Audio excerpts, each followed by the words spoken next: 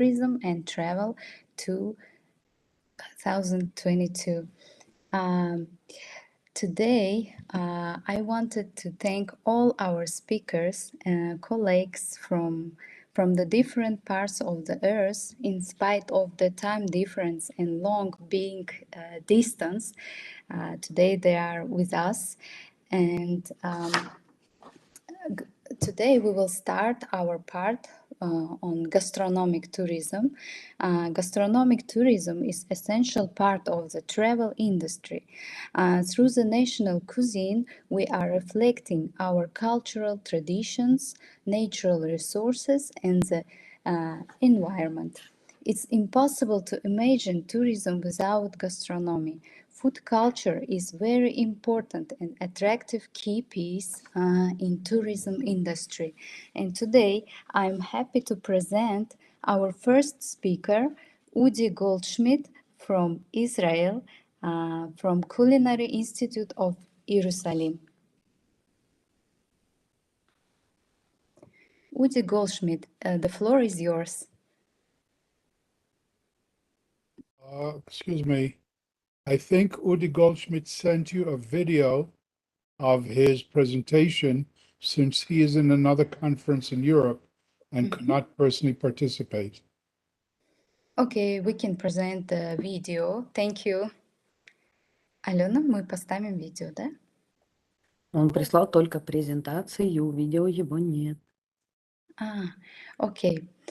Ирина Мироник тогда зови. Okay. Udi Goldschmidt not with us now. Maybe he has another session. Now I will, how to say it? I will give the floor to Irina Mironik, a national guide in Moldova, travel trainer in World Federation of Tourist Guides Association. She will deliver today to us the presentation on gastro-tourism. Irina, the floor is yours. May I suggest that since Udi sent me his presentation, that Yes. if you do not have it, I could try and share it. We have only presentation, but there is no video. You did not get the video? Yeah, we got only presentation. That's why we couldn't present it. If you want me to try and share, I could do that. I don't know if it'll work. Please, if you can, it will be more appreciated.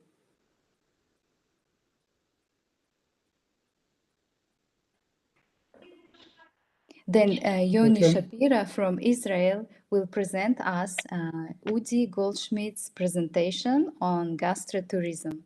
Yes? I'm trying to, 1 second.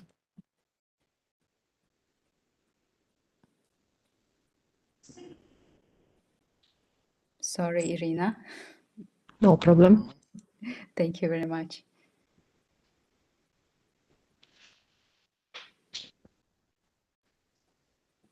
Tell me if you see it.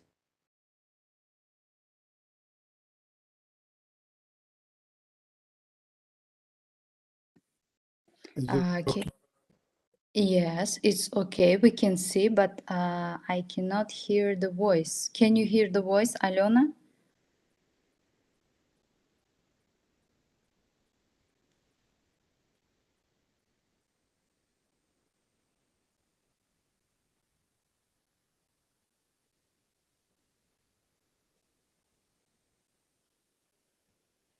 Алена, вы слышите презентацию, видео? Потому что мне не Is it слышно. okay or no? Ален, я не слышу. Может быть, Йони включит у себя еще раз, проверит звук видео, тогда нам будет слышно. Can you turn on the sound, Yoni?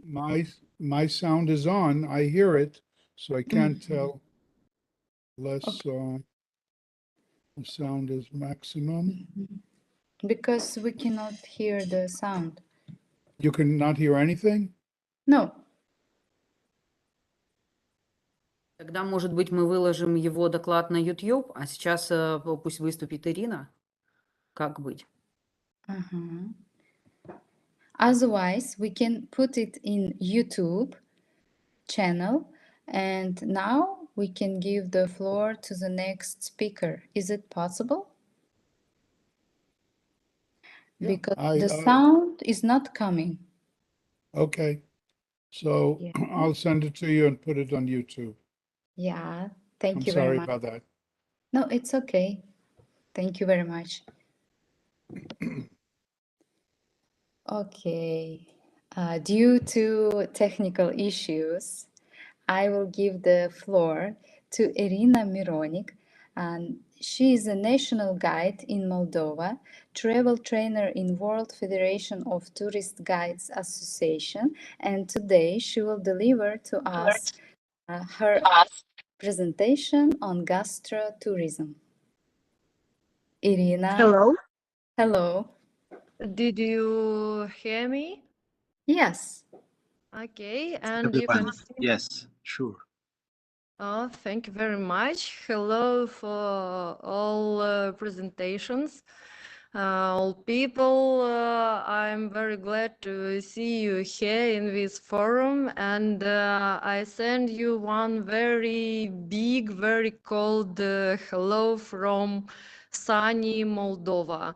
We have today good weather, and now I am in the one small oasis of exotical plants, and I represent Republic of Moldova. I am a national guide, and I'm working with our local peoples and foreign tourists. I invite all people in our country from spring till late autumn, because we have very good climate, and we have many directions. We have many people of different ethnicals, and they have many difficult dishes in their culture. Our people divided for 10 or 12 ethnicals populations who living in Moldova from 19th century, when here was peace time. And today we have Bulgarian, Polish, very small Turkish people, Armenian, Russian, Ukrainian, Moldavian, gypsies, and other different populations, different ethnicals, who has different dishes in their kitchen. And we are doing excursions from all our country. Our country is very small, and we have only 2.5 millions of population, and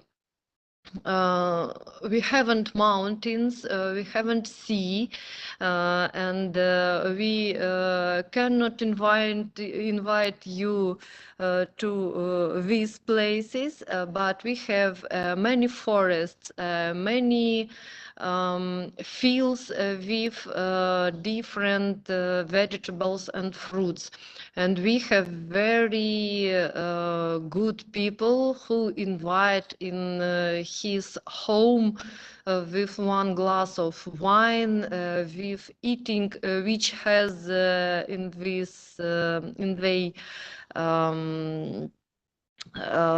home at this time, and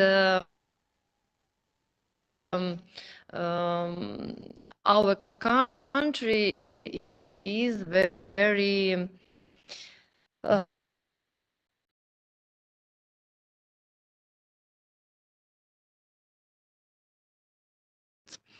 And gastronomical tours includes visiting different styles of home, because in our country was lived and Germans and Jewishes and Polishes, Russians, Ukrainians, mostly of 10 ethnicals and populations was lived in our country. And each population, each ethnic had different styles of his house, different kitchens, and mostly people who has roots from this 19th century times was in present dishes which was cooked by their parents. And this is very interesting, and we have different touristic routes which we propose to our tourists with different directions. And we have any celebrations in time of year, in different times of year, with presentation of these dishes, of these culturals.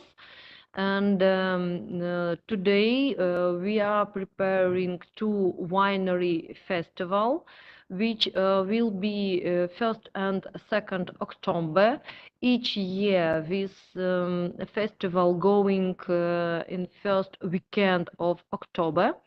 And we are going to different wineries which made wine from different sorts of grapes, and grown they not traditionally for us.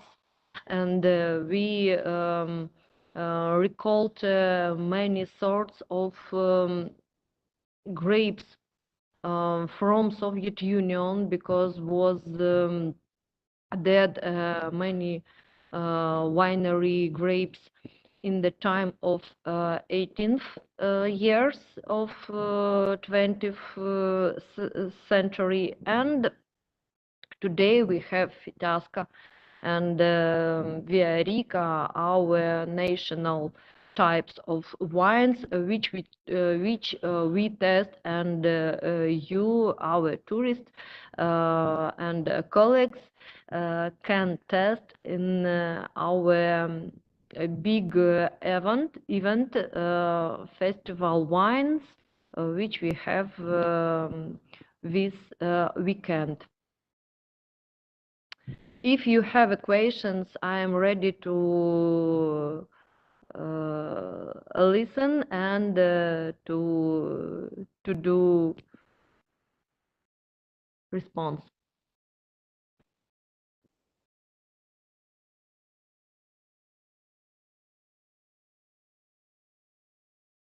Thank you very much for attention.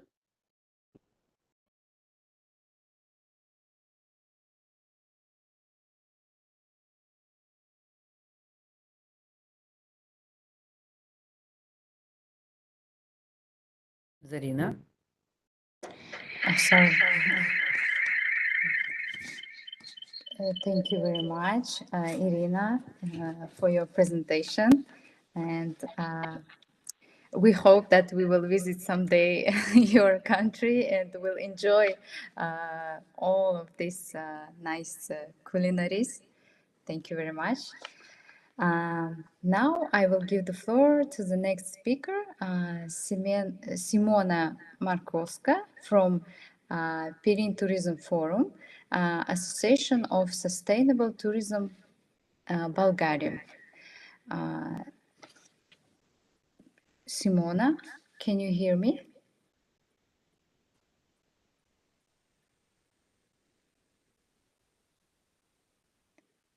Simona is there? Alena?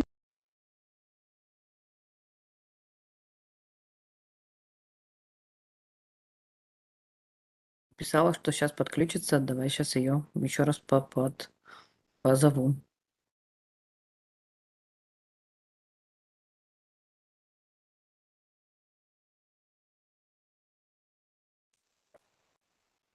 Тут вопрос есть. Зарин, посмотри, вопрос для Ирины.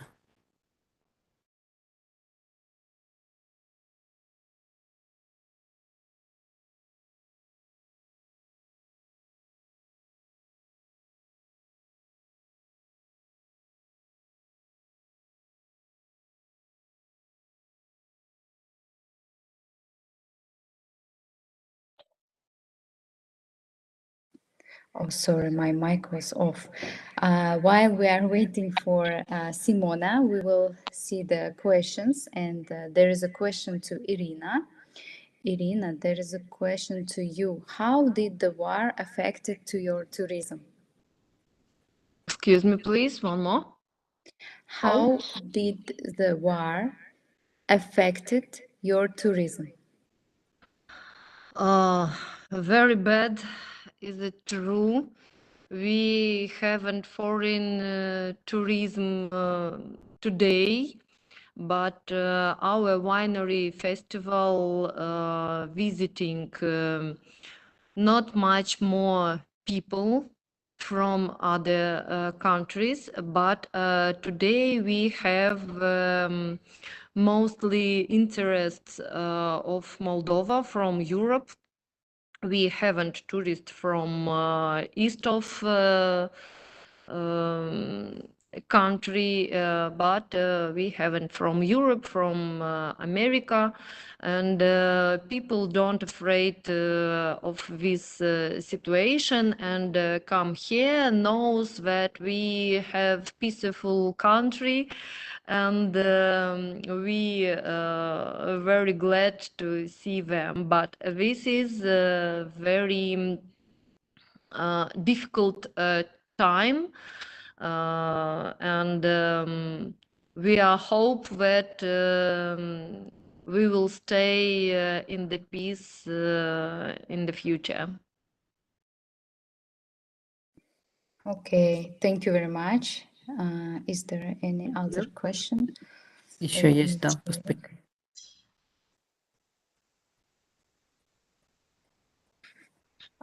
There is another question to you, Irina. Yes. Are there any European Union initiatives to support your tourism in this difficult condition? Yes, we have many organizations which propose to our tourism many projects which used many small wineries, many peoples who living in the village and want to propose to tourists guest houses, kitchens, events which went in the year in the locals, and this project is offered by EU organizations and American organizations, and each month we can receive many offers from they, and we can present our ideas which open to discussion and very interesting for many people. Okay, thank you very much. Thank you too. Thank you, Irina. Please And patience. I wish you good day and see you in the forum and in the present, maybe in the future. maybe, thank you. We hope. Bye-bye. Bye-bye. Алена, можно... Вы видите Симону, нет? Только, вот она есть, есть. Окей. Так, Начинаем тогда. Simona, hello, can you hear us? Микрофон у нее выключен. Can you turn on your microphone? Yes, I tried to. Do you hear me Okay. now? Yes, now we're hearing Please you. accept my apologies, guys. So nice to see you and to be here. Forgive me. I don't usually do this, but two internet failures. I'm sincerely sorry. Thank you for waiting. Welcome, Nice to Simona. see you all. Now the floor Thank you. is yours. Thank you. Okay, guys, happy to see you. I'm hoping that everybody is well, okay, well seated, having a good time with building a bridge of friendship across the world. I am Simana, originally from Bulgaria, currently working in Turkey in a project funded by the European Union for restarting of tourism in one of the provinces of southern Turkey. It's a very exciting time because they have very interesting heritage, cultural, historical mostly, but also natural. Some of my other hats, I may be late, but I need to introduce myself long, yes? I'm also a chairperson of an association for sustainable tourism for about 25 years, working in southwest Bulgaria, where it was founded, but also across the borders with Greece, with North Macedonia, and some other European countries and projects. One of our big missions is to try and promote sustainable forms of tourism, of course, since we are an NGO for sustainable tourism, but then also heritage interpretation as the best means that we believe is there to develop attractive, innovative, emotional, creative and memorable experience in tourism, which means that heritage interpretation does not create a type of tourism, but it is a way to make all types of tourism more applicable to everybody, more attractive types of tourism that everybody wants to see more. I will probably do this so that you see me more, not only the types of tourism because of the light. Okay. So I am also a promoter of heritage interpretation, and I would like to share a few things about it with you today. But just before I continue with this, I am a member of the European Association for Heritage Interpretation, Interpret Europe. You can check it out. If you write Interpret Europe, you can find the site. It is Interpret Europe, but we also have members from all over the globe, and we keep good contacts with other associations for heritage interpretation, like the National Association for Interpretation of the United States of America, for example. But we also have members from Australia and all over. I'm a certified heritage interpreter at this association and trainer. I work mostly with creating texts, working with the language, telling stories, which I'm going to share a bit with you now. But the association also offers courses for interpretive guiding and interpretive planning, which is mostly for managers of pieces of heritage, like, for example, UNESCO sites, but not only. About storytelling, we believe that it is a major way to work and apply heritage interpretation. If you're curious, there are numbers of publications, and I honestly invite you to visit the website of Interpret Europe. There is more information about the courses, plus there are annual events like the conference that will be held in May. You may save the date, you may check, the 12th to 15th of May next year in Romania, in Sighișoara, very nice place, UNESCO site. So everybody is welcome to join and to learn more about heritage interpretation, including how to use, when to use, why to use mostly. I'm also a virtual tourist guide, to finish with my presentation because it became a bit long, doing a PhD in applying heritage interpretation to museums and museum management as cultural tourism sites. And I'm also a travel blogger. And you're welcome also to visit my blog. It's Mania the Tourist, like you hear it, and it's also in English. So I flatter myself that there is a lot of travel comedy there, but you may check and visit and write me a note if I'm right or I am merely flattering myself. Back to heritage interpretation. It started years ago in the United States of America, and it nature lovers, environmentalists, the fathers of the first national parks in America. They were looking for ways to, you will forgive me now for this, sell the idea of heritage protection, in their case, nature protection, but this applies to cultural and historical heritage protection, to make it, we say in tourism marketing, sexy to people, so that we don't have to tell people to protect, we don't have to make limitations and bans to forbid access. But if the idea is that if everybody appreciates heritage, we don't have to make these all limitations and all these bans and have these all protected territories. Sounds very ideal, very good, right? Very difficult to make because it is connected mostly to a change of attitude and mentality, and this is the hardest change, these guys. But these first fathers and grandfathers of heritage interpretation did not give up.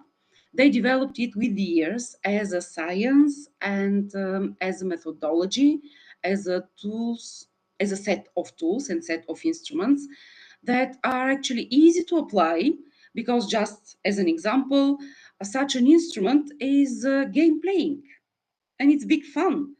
That's, you are guessing already, that's why I'm trying to sell it to you as a perfect means of developing tourism. Alternative tourism, heritage tourism, cultural, natural tourism, creative tourism, any type of tourism. So this is one of the tools that you can use, the game playing. There are many others, of course, but mainly heritage interpretation is defined by some of the activists as a means of communication. All these tools and sets of instruments help better communicate. What do we communicate? We communicate the value and the meaning of a piece of heritage or heritage phenomenon to anybody. It can be a specialized audience, but it can be just anybody, just people, just local people. Because probably you know that very often we humans, all of us, don't really appreciate what we have in our own front or backyard, because we are accustomed to it. To us, it's something so common, and we can't see it with the eyes of others, and we can't appreciate it even sometimes. This helps. This methodology helps.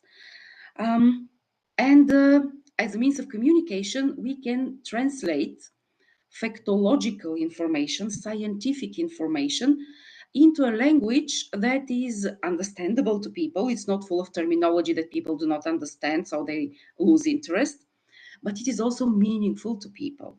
Like, for example, instead of telling people that this centuries-old tree is so valuable because it is centuries old tree and it is protected by law and you people must protect it, Instead of this, we can tell a story about the tree. What was the world like when this tree was just a small seedling? Then when it was a small young, even not a tree yet. Then when it was 20 years old, what was happening? Were there some major events? Were there some historic people living around doing interesting things that the audiences can relate to? All of these are the means of interpretation, and I believe I saw in a flash, sometimes somebody asked me to write a link for the website, yes? But can I do it at the end? Probably I can. Let me just watch the time because I can talk a lot about this. And I will try now to share a photo. Am I allowed to share, guys? I am? Okay, you're nodding. Because I would like to illustrate. Okay.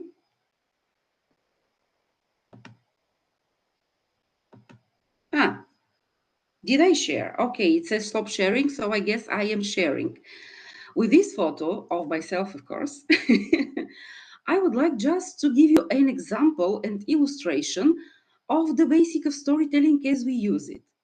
Now what you see is a simple photo. The facts behind the photo is that this spring I was having a road trip in South Turkey, and it was the month of Ramadan for the people in Turkey, for all Muslims actually. So people were allowed to eat after 7 p.m., 7 in the evening.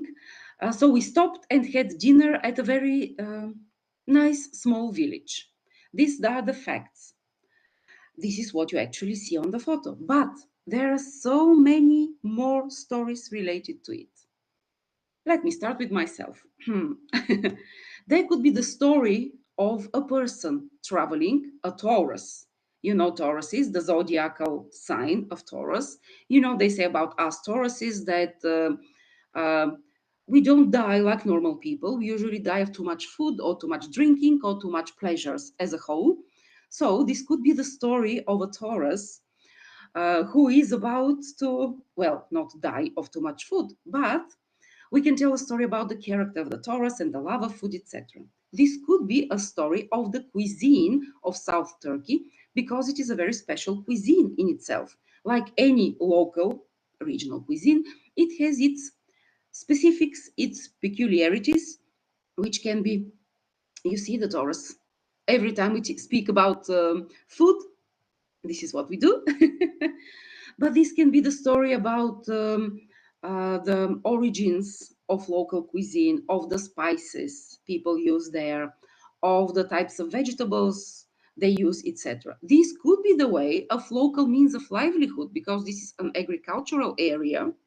So it provides the people with mm, gardening, vegetable growing, fruit growing, wheat growing, and making delicious bread, etc.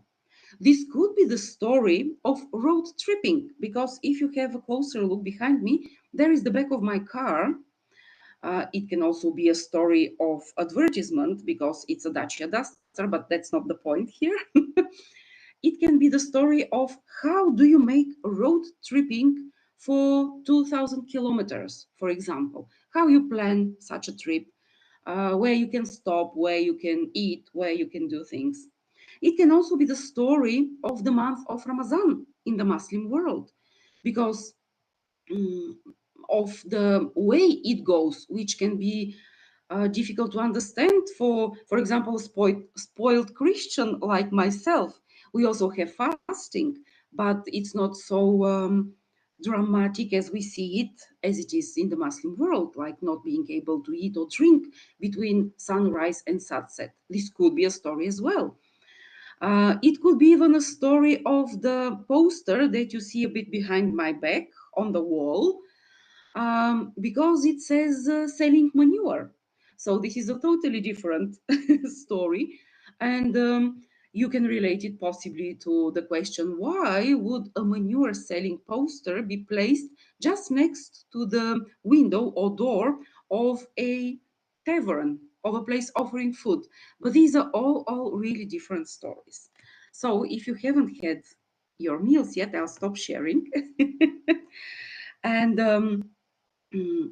I would invite you cordially to try and think of the meanings that you have for yourselves. Every single object, every single simple object, a pen, it can have many different stories behind it, and it can mean many different things to different people. Like to you, for example, it can be just a pen, simple, even cheap pen, yeah? It is a cheap pen. But to me, it may be the pen that I found one morning walking around, or it could be the pen that my friend gave me to write down her number before she left for abroad for 2 years. So it can be a totally different meaning. You see already how this all can be applied to tourism, how we can tell stories about not a pen, but a church, a mosque, a garden, a forest, many different pieces of heritage. And how long do I have, guys, as time? I was not watching carefully. Help me, please. Should I wrap it up soon? No, you can continue. It's very interesting. Thank you. For how long? How long do I have? Сколько времени еще можно, Ален, говорить? Да, много, пусть говорит. Да, you have enough time. Хорошо. Thank you. Спасибо. Thank you. So, can I please possibly give a challenge then to everybody, if you're up to it, but you will possibly have to switch on your cameras? Would you like to, guys? It won't be hard. It won't hurt, I promise. Okay, I have somebody switching on the camera. Okay, if you're up to it, of course, if you like. Okay, then I will give you like, okay, thank you. So nice to see you guys. Hi. I would invite you to look around you for, well, let's say not 1 minute, half a minute probably. It's how you feel comfortable. Don't stand up. I mean, just as you are, look around you. Find something that you see meaningful to yourself, okay? Any meaning. It can be a piece of heritage, your personal heritage. It can be a piece of everybody's heritage. It can be just something that is memorable to you. I give you like 30 seconds, okay? Shouldn't be hard. Everybody's surrounded by such things. Just look around you. I'm doing the same. Okay. There. Give me a sign when you're ready. Okay, there are people who are ready. Now the second phase is, would you like, I lost the name of the lady who just gave me thumbs up. Viola Lewis, okay? Would you be brave enough to show us your meaningful item? Okay, hang on. Okay. It's big. Oh. Aha. Okay. Did you guys all see what this is? Yeah, it's a musical instrument. What was the English for it, Viola? Well, in our local language in Gaelic, we call it clásach. So it's a Scottish harp, a harp. Oh, harp. Okay, a Scottish harp. Okay, thanks. And now I would invite everybody who is willing to make a guess. Why would Viola show us this? What do you think is its meaning to Viola? She You can plays also it. use the chat, possibly. Sorry? Probably it's her hobby or her skill Okay. to use the music instrument, that the harp. Okay. Probably it is. It's an ancient instrument, by the way. It was found in ancient Egyptian civilization, so long time ago. So maybe it's a gesture of history and then legacy. Okay. Maybe it's traditional, national. It has a big meaning. Traditional meaning. That's why maybe. Oh, wider meaning, you mean? Okay. Other guesses? Could it be, for example, that it is the instrument of her sibling or a member of her family that she loves very much? It could. Yeah, it could be. Could it be something that she found in the attic? Sorry? Somebody was saying something. No, okay. It could also be something that she found in the attic. Yes. Maybe this is her passion, her life passion. Okay, maybe. Okay, then Viola, your floor. Who of us were right or all of us? Yes, most of you are right. I mean, there are so many meanings and importance to it. I mean, it's an ancient Scottish or Celtic instrument, and the Celts did come via Egypt. So thank you for giving us the music. It's a connection to the past, if you want. It's a connection to music. It's also a longing to, maybe I live in a city, so it's a longing to the rural areas and the islands of Scotland. And personally for me, it's also, it gives me peace.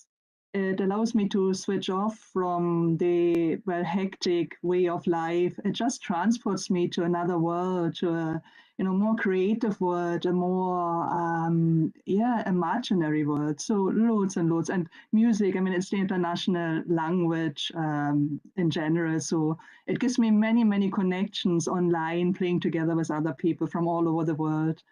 I can't begin to think of how important and how I love it. It's a passion, as somebody said. Thank you. Thank you. There was a raised hand. Okay.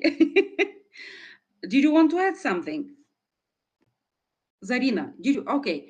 Thank you, everybody, and especially Viola. As you can see, one single object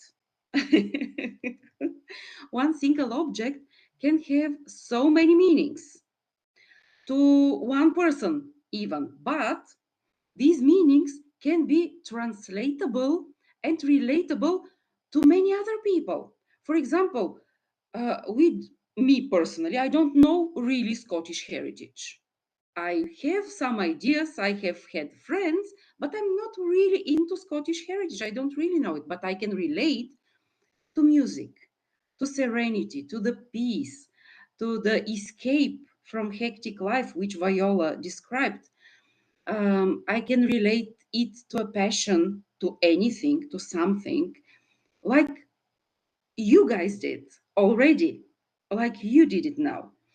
And this also was a very good demonstration, thank you for this, of how you can again relate it to tourism and to the people who are your customers, the tourists, the visitors, the audience, your clients.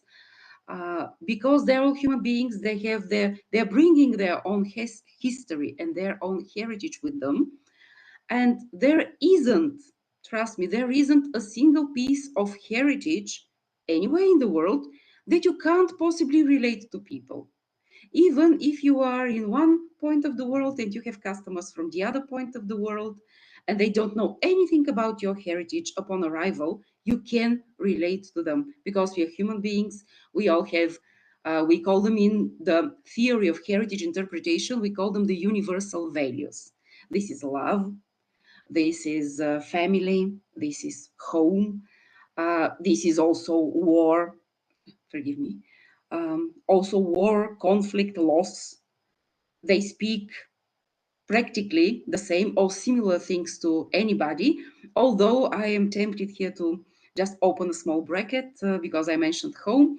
Home is a global value, but it also can be interpreted in two ways. Like, for example, the home can be the house, the garden, the furnitures, a place which gives you aesthetic pleasure, a place which is comfortable for you, and all the belongings that you have are on the places that you want them to be, you know. But home can also be a global value and a global term for the feeling of coziness, the feeling of home, you know, where I feel safe, where I feel at peace, where I feel like playing a harp, for example. And if there are questions, I could possibly take them now because I feel that I'm overstepping my half hour already. And there was something in the chat. The links to the pages I will write down while we are talking. Or any questions if you have. I'm writing first interpret. I'm read. Thank you. Do the Sustainable Association to Interpret Europe have activities outside Europe, maybe the Middle East?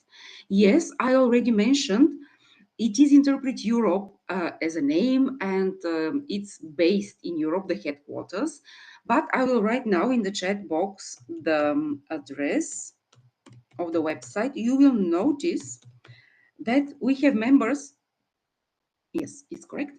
We have members from many places, and we have had projects and activities which are open to members, to people who are interested in heritage interpretation from other places as well. So you're welcome. You're most welcome. Have a look at the site. There are also some publications, some upcoming events, and you can be in touch. My coordinates, I promised. Just like this. You're welcome to visit my travel blog. Like I said, I am flattering myself that I write travel comedy. I believe firmly that in everything you do, you must have fun, or there's no point doing it, you know? So if you like to travel, then you must have fun traveling. And if you like to share stories about your travel, you must have fun doing it. So this is what I try to do at least. You're welcome again to read and leave me comment if you agree or disagree. Of course, I am constantly trying to improve. Thank you. I'm reading the chat box. Thank you, Deborah. And thank you to Professor Osama Ibrahim for the good words. If you have more questions, shall I write my email? Or again, you can write to me. There it is. Okay, thank you very much. It was really interesting, Yes. informative. So Thank you for Thank you. waiting for me once again. I apologize. Thank you for being with me and having me. And I'll be happy if I have made more friends today, because this is all about, we are talking about the bridge of friendship. of And course, the good ways to enjoy making tourism. thank you, Зарина, можешь браво. перевести? Зарин, Что перевести? И то, что она я сказала? вопрос хочу задать окей. про как мы можем взаимодействовать, потому что в Украине устойчивый туризм набирает обороты, и за этим следят не только ассоциации и университеты, а и частные предприниматели. И есть запрос от частных предпринимателей, взаимодействия в общем, как это реализовывается в других странах. Как мы можем наладить эти контакты? I understood the question, but shall we translate it for everybody else? Okay, Please. guys. So the question was, I studied Russian many years ago. I can't really speak well. Forgive me. I understand everything. So the question was, how can a country like Ukraine, which wants to make international contacts and exchange good practices, knowledge, also with universities, yes, for developing good ways of tourism, how can these contacts be made? Yes, understood correctly.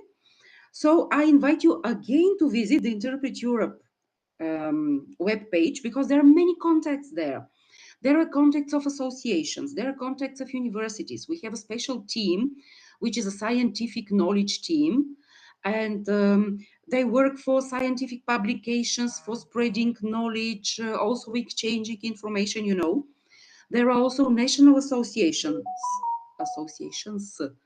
for heritage interpretation who are members, and many other experts with their contacts. So you are welcome to establish contact with any of us. If you're interested in more contacts in Bulgaria, I can help, for example, etc. Just, oh, sorry. Forgive me.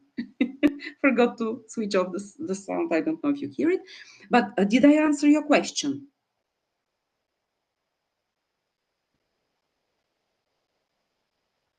Yeah. Where can we, I have a question, sorry, here in the chat. Where can we find the papers on storytelling? Once again, there are sources on the Interpret Europe webpage. And this is Grace, dear. And you can also drop me a line. I could send you more through my email. Or any further questions, if you have, I will answer, I promise. I think I want to. I like to have your paper about it. Can you give the link? Okay. Or maybe I can share my email. I can Yes. share.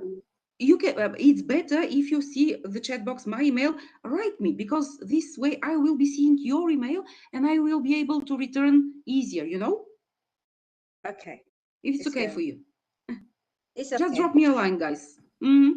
Probably you can share your email and WA group, the WA group for the So, sorry, I presentation. didn't. Yeah, share It's your on the chat. email in the group. Yeah, the chat. In the group. Okay, I will. Yeah. But you have it here in the chat box as well. I will share in the group. No problem. You're welcome. Because yeah, you're welcome too. Thank you. Thank you, guys. It was a pleasure, really. Симана, вы в одном чате в WhatsApp вместе с Раджини Имран и можете списываться точно так же с ней прямо там. Так мы сделаем.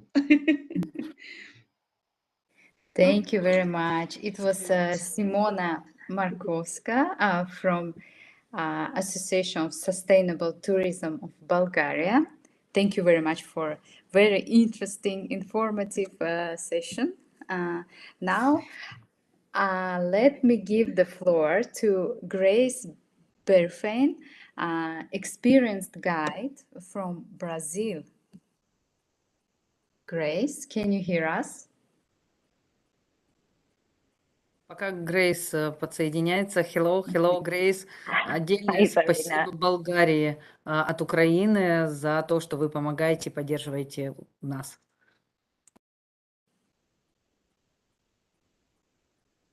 I don't understand. Can you hear me? Hello, dear Grace. Nice Serena. to see you. Okay, nice to meet you. Nice to see you in person. We have chatted a little bit. Yeah. And nice to see everybody. First of all, just a little correction. I am from Argentina, and Kelly, who will come afterwards, is from Brazil. But we are brothers and sisters with Brazil. We just fight when there is a soccer game, but when we play football, we are not together. But we are brothers and sisters. All from South America, no problem at all. So,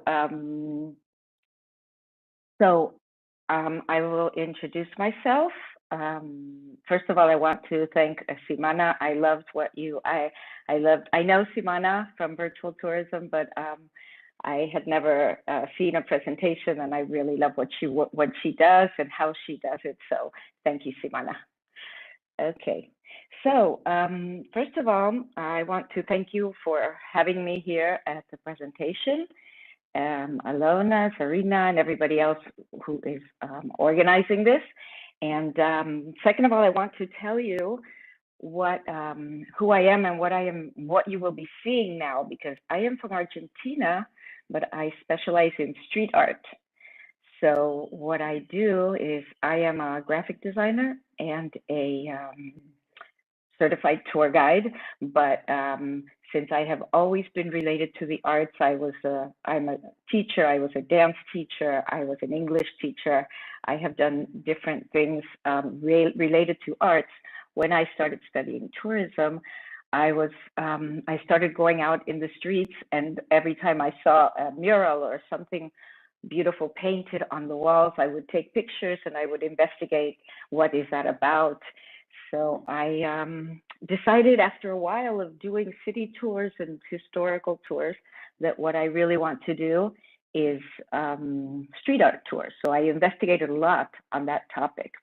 Now, how did I come to what I'm going to present to you? The name is The Power of Street Art. And how did I reach that point? It's when the pandemic began. I could not do my tours, and the Guide Association from Buenos Aires was doing some presentations from different guides who specialized in different topics, and they asked me if I could do one about street art. I had done my tours, but I didn't investigate on street art around the world. I had to do a lot of research. I did that, and I presented a presentation talking about the history of street art and how it began and all around the world. And that went great, and that turned into a virtual product. it turned into a product that I showed it in schools, in English, in Spanish. I would do it in different places for people to see on Zoom. So this is what I'm going to present to you today, because just a disclaimer, I am not going to show you Buenos Aires. I am going to show you street art and the value of street art for the tourism industry and for people in general, because I think I am a fan and I think it's wonderful. So that's my brief presentation.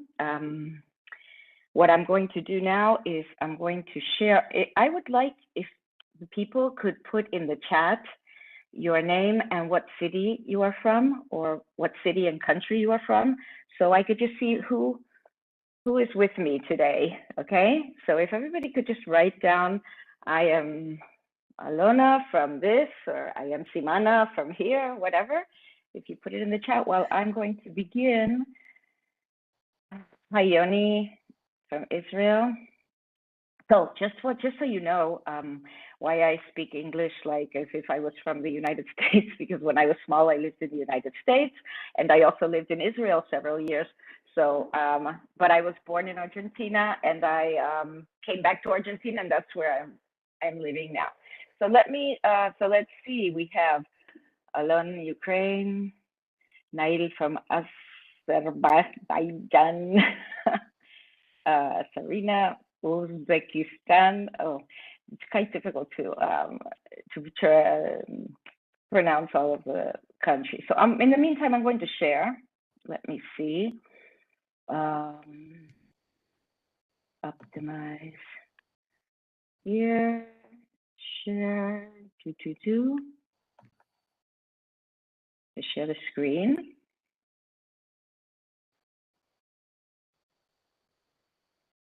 Okay. So what you see in front of you is the power of street art, and that's the name I gave to this presentation. And my idea is that at the end of the presentation, I want you all to realize why I'm calling it the power of street art. And I think everybody will be able to clearly understand that when we finish the presentation. So now you could sit back and relax and watch this.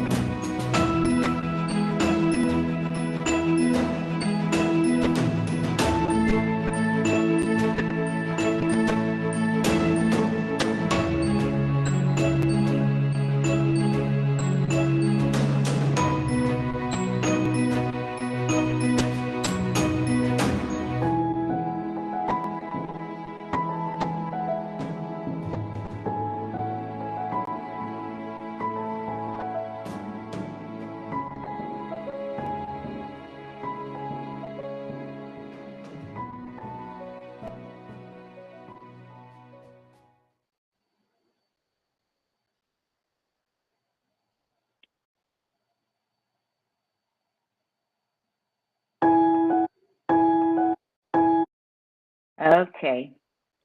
So, so what we saw here is that this is actually something that is very ancient, and walls were the first type of canvas on which people could express themselves with pictures and signs, leaving a mark of what they were seeking to communicate. And they used this for rituals. They used this to let, like, from, you know, prehistoric times, the hands on the walls, the animals.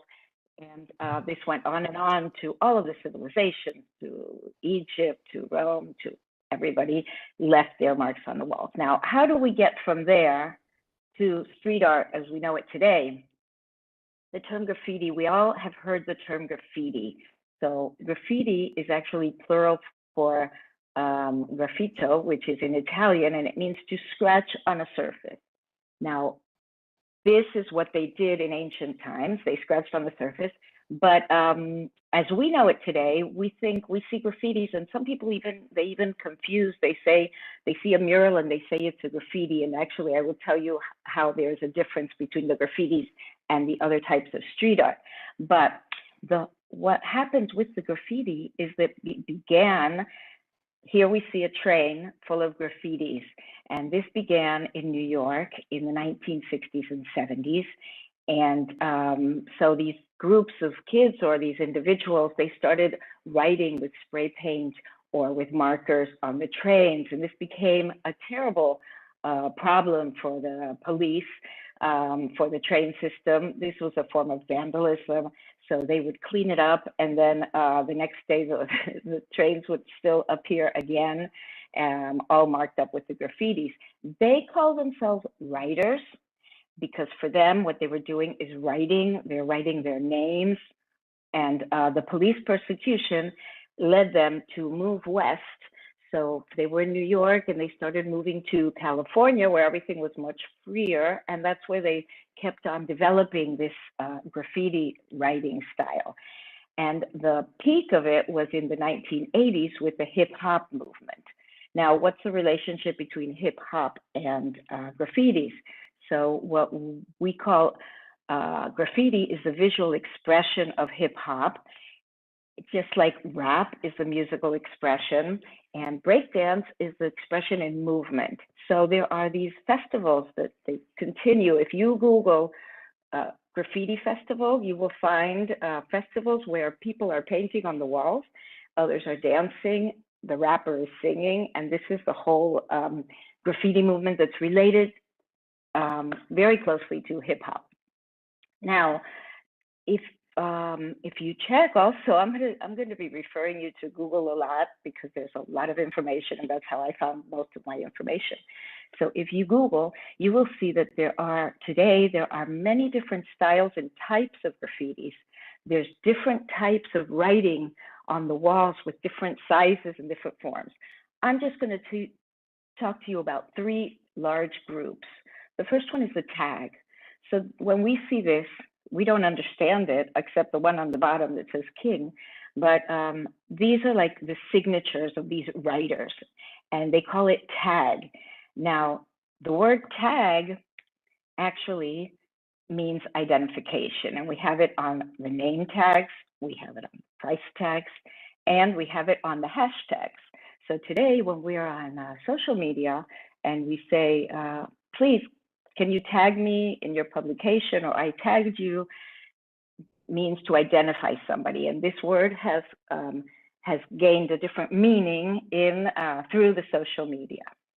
Now, another large group, well, this is just to show you somebody, one of these writers, how they write, and it is amazing the different types of tags that there are. So this is just somebody writing their tag. Now, another type is what we call throw up. So throw up, you've probably seen these around your cities or in different places. This is a different type where it's these round letters with usually it's just one color inside and one color outside. It's very simple. And the idea is like they threw the paint on the wall, and that's how it ended up like this. And there's a third type that's called a piece that comes from the word masterpiece, and you could see why, because not anybody could do this. This is very elaborate, and it takes a lot of work and a lot of time. and there are different types with different colors, and many of them have a character in them, like the one we see here. So this is the masterpiece, which is called the piece. And the graffitis have developed so much that in 2019, the first graffiti museum opened up in Miami. Miami has a district for street art called Wynwood Walls. And in the district of Wynwood Walls, they opened a huge graffiti museum where you could see all the story of the graffitis, pictures of the trains painted, interviews to all. This is also something I'm going to recommend. If you're not familiar with Instagram, the best place to find information about street art is on Instagram, since it is a visual platform. And on the Graffiti Museum Instagram page, you will see a lot of interviews to people who actually were the graffiti writers, that they were like 18, 20 years old in the 60s, and now they're 60, 70 years old, and they are still alive, and they tell their stories. So, street art, post-graffiti. Some people, like I mentioned before, they say graffiti, murals, it's all the same. It's not all the same. Actually, street art developed after a graffiti movement, where more and more people started painting on the walls different things. So while graffiti focuses on letters, words, and symbols, street art focuses on images and messages, and it has an impact on the community. So we have these buildings, right? Now, how does this change when we put a mural on it? How does this church change when we paint it in vibrant colors? Or this corner in Athens, where he painted this owl. So this is real. This is not like made up. I found the before and after pictures, and I put them up for you so you could see the difference. And that's how street art actually livens up, and it can make you smile. It changes a neighborhood. Even a whole neighborhood can be painted, like this case in Palmitas, Mexico. So now I'm going to ask you to do something. I'm going to ask everybody to take out your cell phone, and we're going to Google something. I'm going to make you work along with me to find something. So you are going to go into your Navigator, and you put Google, and you write the word street art, comma, and your city. For example,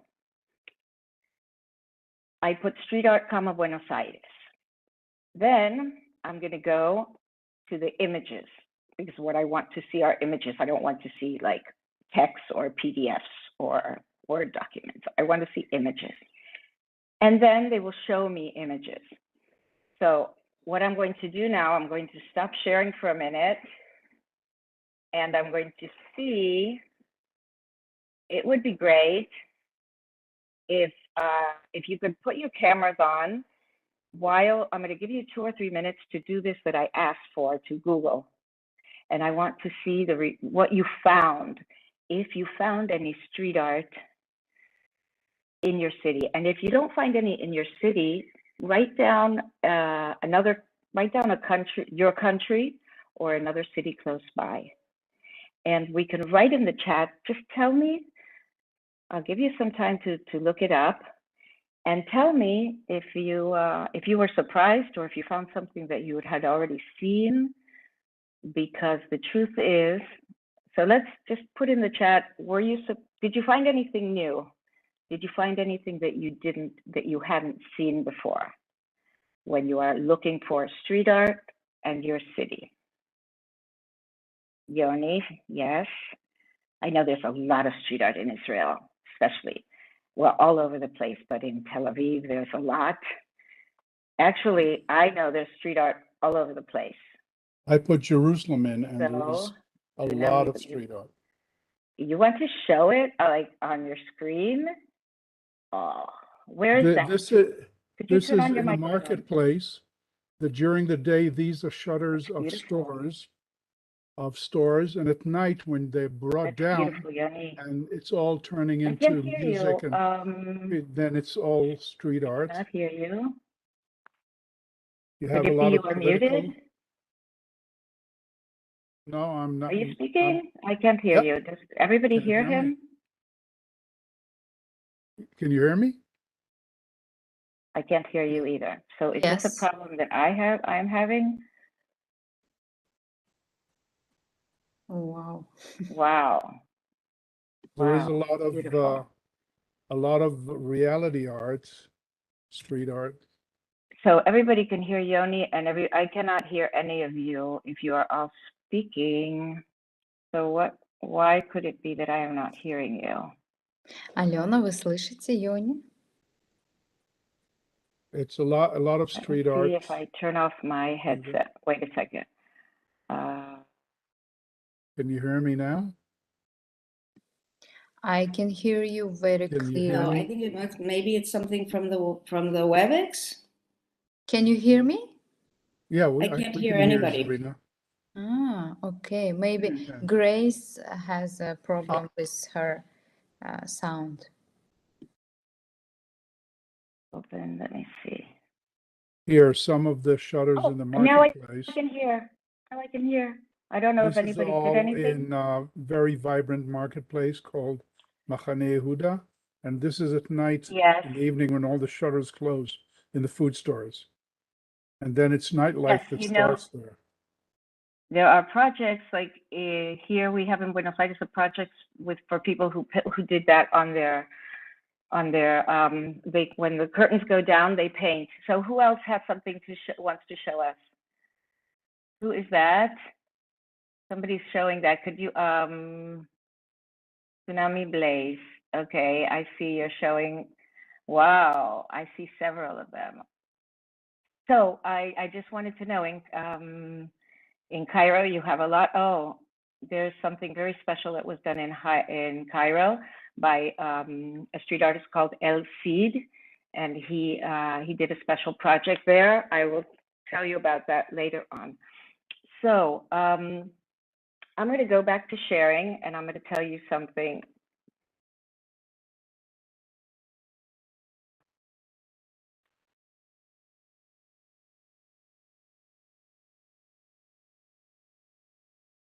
So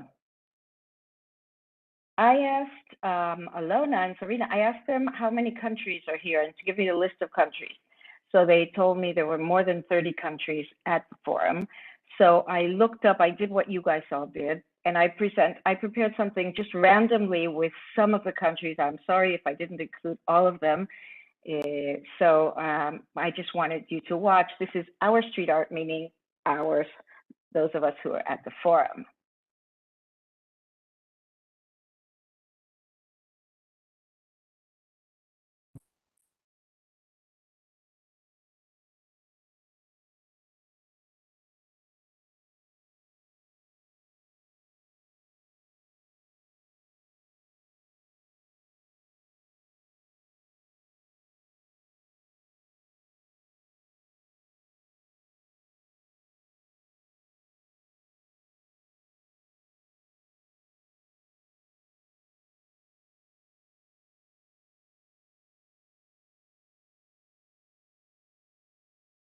Wow.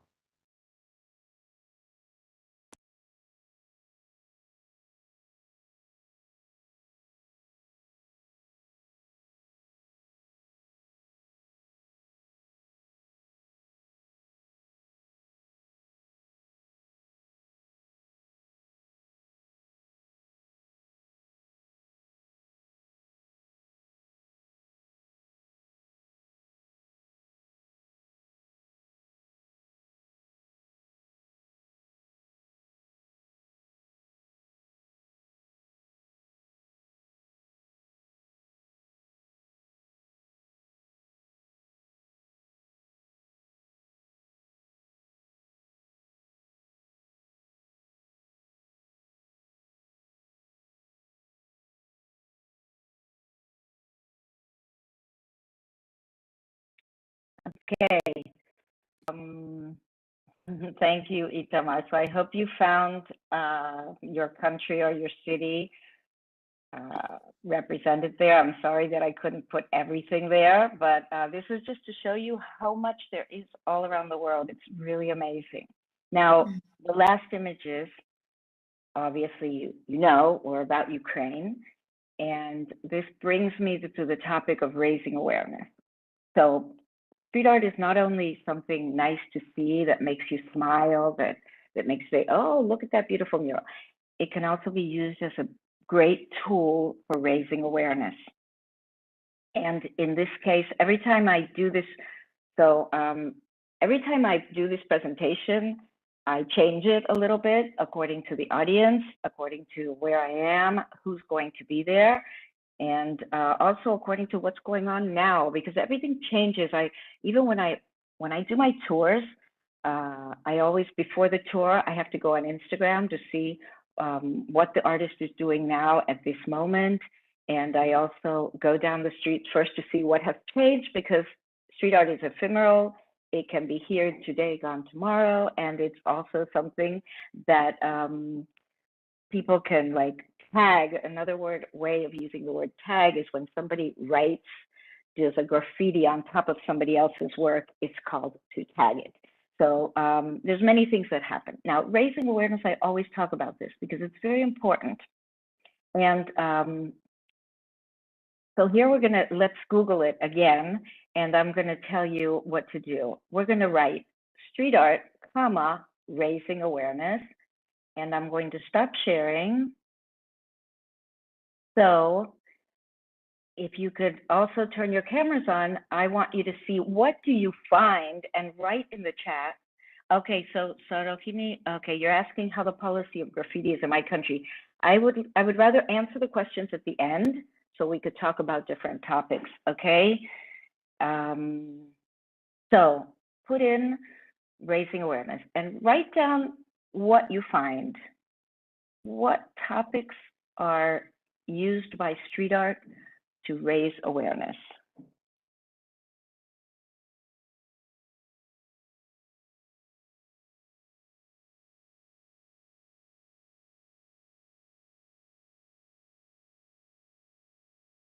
As soon as you find something, I would ask you to put it in the chat. For example, the war, that's the basic one that is now. There are, if you go in and you type Ukraine street art, you will find street art all over the world about the war in Ukraine. Love, we are in this together, right? What other topics? Who can write down something? Peace, environmental crisis, homelessness, right, social justice. Okay, there was a huge one of them. This was even investigated when you saw one of the murals there. One of the slides had "I can't breathe," or the whole what happened with George Floyd in the United States. That was also a huge topic for street art around the world. Climate change, right. What else? What else do you find there?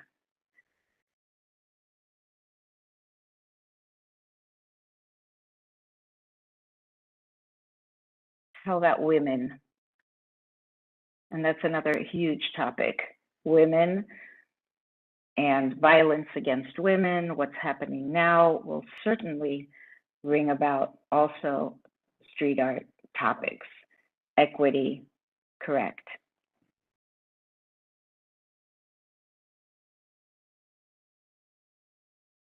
So this is something, a lot of pro against COVID, right? Save the Amazon rainforest. There is in one of my tours, one of the artists wrote hashtag wetlands law, because in Argentina, we are trying to get a wetlands law to save the wetlands. So it could be any, children is our future. It could be any types of topic. So what I'm going to go is back to the slideshow. I'm going back to sharing. So there are so many things I could show you here, but where our time is limited, so I decided, even though I'm not showing you I'm not showing you the city of Buenos Aires, I do want to show you a little part of my, one of my tours. And just so you know, when the pandemic began, a friend of a friend who's a psychologist, she has a website, and she was trying to put things on her website that would be comforting for her patients. So she asked me, I did your tour because in 2019, I traveled to Europe and I saw a lot of street art, and I went to Berlin, I went to Prague, I went to Budapest, I was in Rome and Spain, and in every place I went, I did a street art tour, and that's what inspired me to create my tour. So I did my tour for Argentinians, for locals, and when I was about to begin doing it for tourists in March 2020, pandemic came. So lockdown, I couldn't do it. So this psychologist, she says, I want to put on my website some information and some videos about things that could make the people feel good, because in the pandemic, lots of people are feeling bad because they're closed, whatever. So I prepared a video, and this was before virtual tourism. By the way, in 2021, I started doing virtual tours on the Hago platform, and then on different platforms as well. But this was before that. So I got together some videos and some things that I had, photos from my tours and videos, and I said, I'm going to show parts of my tours on video. So this is what you're going to see now. And what I'm speaking about is that there are different techniques used for street art. It's not only painting. So I'm going to show you this.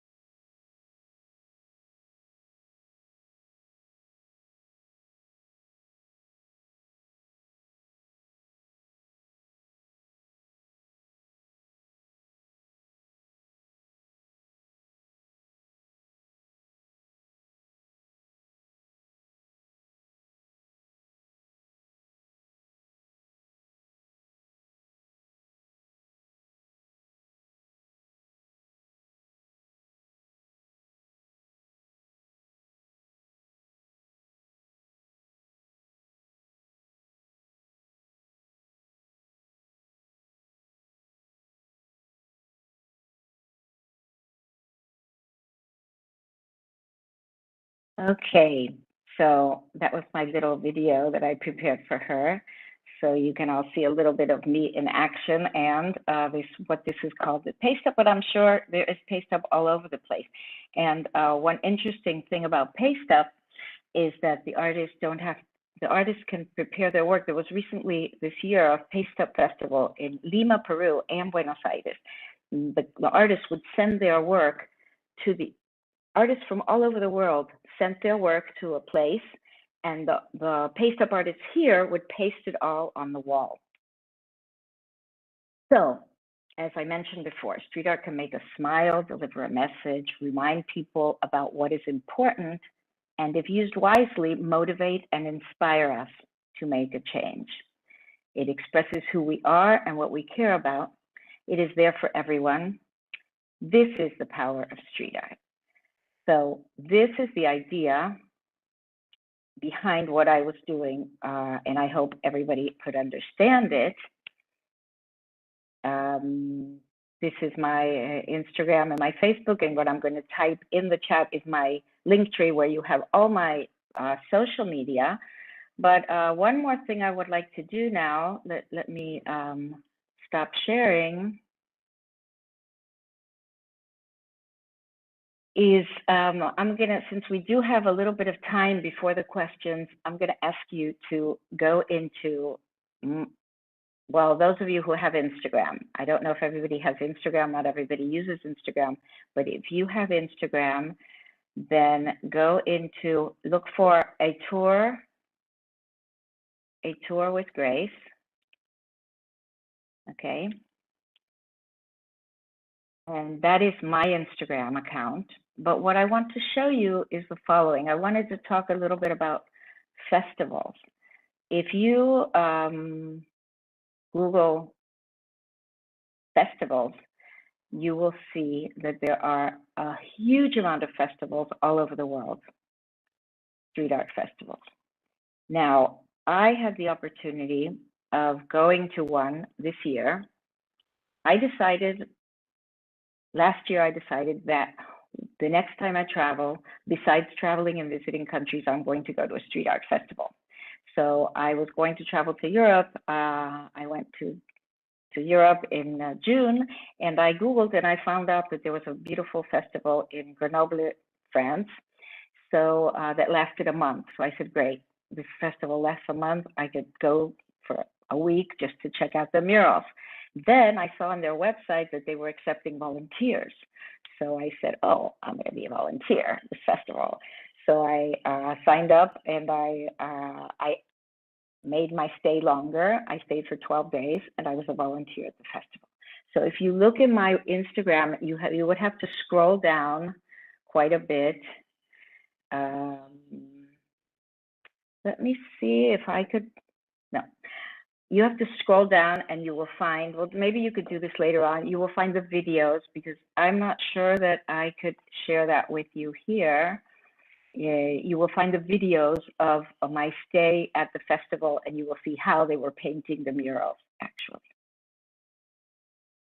I'm going to give you a link now to check. This page has street art festivals all around the world.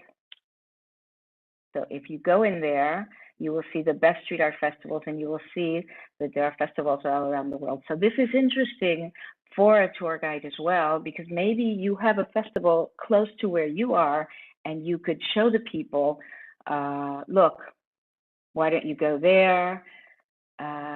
Who is this? Oh, we are celebrating the Angel Festival today here, Feast of Archangel St. Michael, Gabriel, and Raphael. Okay. And is there art at the festival?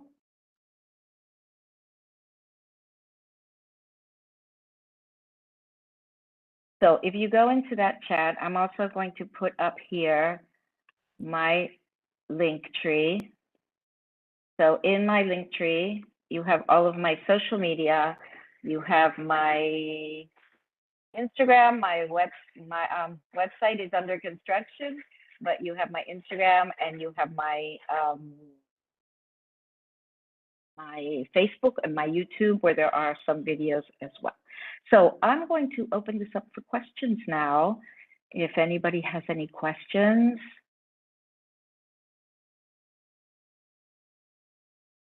You can either talk, raise your hand, or you can, there was a question in the back in the chat before that somebody asked me about the policy of graffiti in my country. That was Sarojini Imran.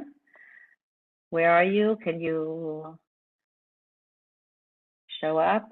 If not, I will just answer the question. Зарина, переведи, пожалуйста, вопрос. Здесь просто написали вопрос. С Индонезии девушка написала, и она вот зачитала сейчас и спрашивает, она здесь или нет. ее имя назвала, а может, она не услышала. Wait, I will... Как ее звали? Sarajini Imran is there. Oh, okay. I'm here. I'm sorry Hi. because I used my phone. So thank you very much for the presentation, Grace. I love it. I really like graffiti actually, but in my country, you said the problem is and some is not agreed and some agree. And our country, I mean, the government is not really accept the graffiti, not all things, just a few of them. And that's why it's the potential for the tourism, actually. I agree with you. But how can we manage for the graffiti? And maybe you have many experience from many countries that you visit there. And which one is the countries are very good for support for graffitis artists and how they do that, the management in the country, in their country, I think. Yes, thank you. Okay. I don't know all of the policies in all of the countries. I know that as we move on, every time there is more and more street art all over the place. Obviously, one of the basic places was Berlin, where the Berlin Wall was a place where people would put graffitis and murals all over the wall, and that is actually a place where you go visit today, and you see a lot, and it was an inspiration for many people. And there is actually, if you Google, you will see the best cities in the world with graffitis. You will see many, many cities, and many places are adding on to the graffitis. I mentioned an artist before. His name is El Cid. Let me see if I could write this. I suggest you look this up. He is an artist. His family's from Tunisia, and they moved to France when he was very young. And when he was 18, he wanted to learn about his origins, so he started studying Arabic. And when he started to write, he found that he loved writing it. It was like drawing, because the Arab writing is like drawing. So he created this this type of graffitis that were letters, and what he does is he sends messages. Everything he does these huge murals that are beautiful. And if you Google him, you will find El Cid. You will find beautiful pieces of work. And he actually does projects, social projects, because all of his, since what he does is writing, and it's beautiful, all of his work has a message to humanity, a message of peace, a message of help, a message of solidarity. So he actually did this huge project in Cairo. That's why I mentioned it before. Right outside Cairo, there is a city that's called the Garbage City, where all of the garbage from Cairo goes. And so he painted this huge mural on the houses that you could see from a mountain, beautiful, and that you could only see that from a certain place from this garbage city. So he does a lot of social projects with calligraphy. He calls it calligraffiti. He writes it like this: calligraffiti. He learned Arabic when he was already old. He speaks French, and he learned Arabic when he was older, and this really touched him to learn about his heritage, speaking of what Simana told us earlier. So I don't know what the policy is in each country, but I do know that every year more and more cities are being full of paintings and murals. So in my city, in Buenos Aires, since people started putting things on the wall for political reasons many years ago, the government does not prohibit writing on the wall or painting on the wall. If you come into agreement with the owner of the wall, like I have a house, I want to paint a mural, I call him an artist. They painted. Nobody can tell me that I can't do that. There is no legislation against it, as long as we are in agreement, okay? And the public walls, if the government decides to do a project, paint on public walls, then there's no problem there, okay? So I hope I answered your question. Зарин, переведи мой вопрос, пожалуйста. Thank you. That's the good information for me. Okay. Thank you very Any much, other Grace. questions? Thank Хорошо. you. Any Grace, other there is questions? another question from Alena. Yeah. Okay, А, Alena. В Украине есть несколько школ по арт-искусству уличному. There И is several schools in Ukraine for art, street art. Street art schools. Yes. Wow. но какие-то разнообразные мелкие рисунки никто не делает. Делают большие муралы. But little pictures, nobody making. They are making only big pictures. И их не так много в городе. There is not so much street art in the city.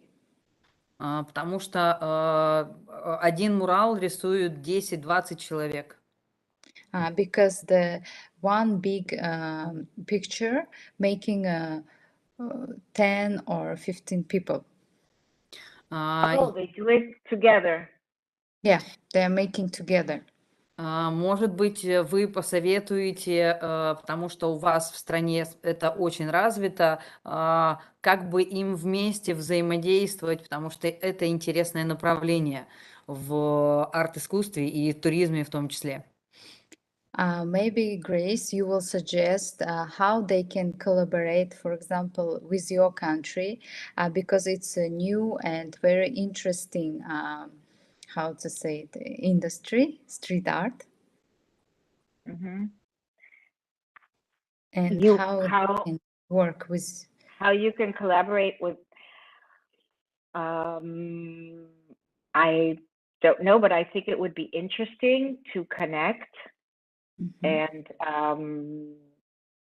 since I do these, what I'm doing now, this presentation, I also do it, actually they called me from, I told you, from several schools, and I did for children in the schools.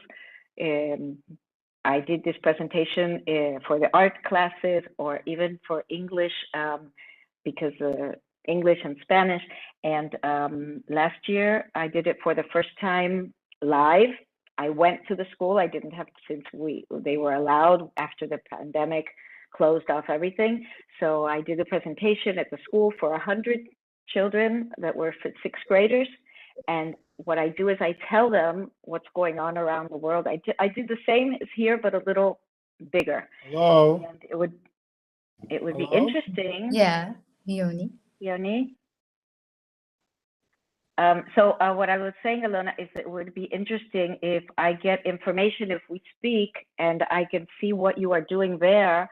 I could show this in my presentation here, and we could do a collaboration in a Zoom meeting, or I could do it live for the children to see what's going on and what you're doing actually there in the schools. I don't know if that's what you mean. If not, we could speak afterwards and see what kind of project we could do together. Ален, перевести? Я, в принципе, поняла. Спасибо большое, Грейс. Я спешусь еще с вами отдельно. Thank you very much, Grace. I will text you privately. Right. Okay. Yeah, great. I think we can talk and we can see what we could do together. That would be great. Okay. Thank you very much. Okay. I don't know if Yoni wanted to say something.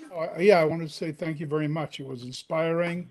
It was something that I'll keep my eye open. Here we have a lot of graffiti tours in Jerusalem and Tel Aviv. And Banksy was here and did his impression on different walls. Yeah, thank you very much. It was eye-opening. Thank you. Thank you so much. Banksy is also here now. I think he's ending already. I went to it. I know he painted there on Gaza Strip, and he did different projects there. And here we have, there was an immersive show of all of Banksy's work now in a huge place. I went to it. I was like amazed. If I suggest you all, if you don't know him, you look up Banksy. He is actually amazing, the things he has done. And he's one of the pioneers actually that began in Bristol in the 90s, I believe. We still don't know who he is, his face, but his work is actually very, very interesting. So thank you. Thank you very much, Grace. Okay, any other questions? Is there any other questions? I think no. Everything is clear, and it was really interesting. Thank you very much. Okay, so what I would want to say is that if anybody wants to contact me, I'm going to put my WhatsApp number here. If Yes, you want please. to. And your email address also. And my email address is. Okay. So if На сайте выложены номера телефонов и e-mail всех спикеров. Okay. Thank you very much, If anybody has any questions or anything, just contact me. I am open to talk, to even to arrange things together. Maybe, you know, like do something with the two of us together in different countries at the same time. There's many things that can be done. So just let me know. And thank you again for inviting me. And it was very inspiring to be here, even though I couldn't see many of the things because for me now it is almost 9 a.m., but you began at like 4 a.m. my time. So I'm sorry I couldn't participate with everything. So, and stay tuned now for Kelly from Brazil. Thank you. It was a Grace Berfein guide from Argentina. So thank you. And now I want to give the floor to Kelly Torres, guide from Brazil.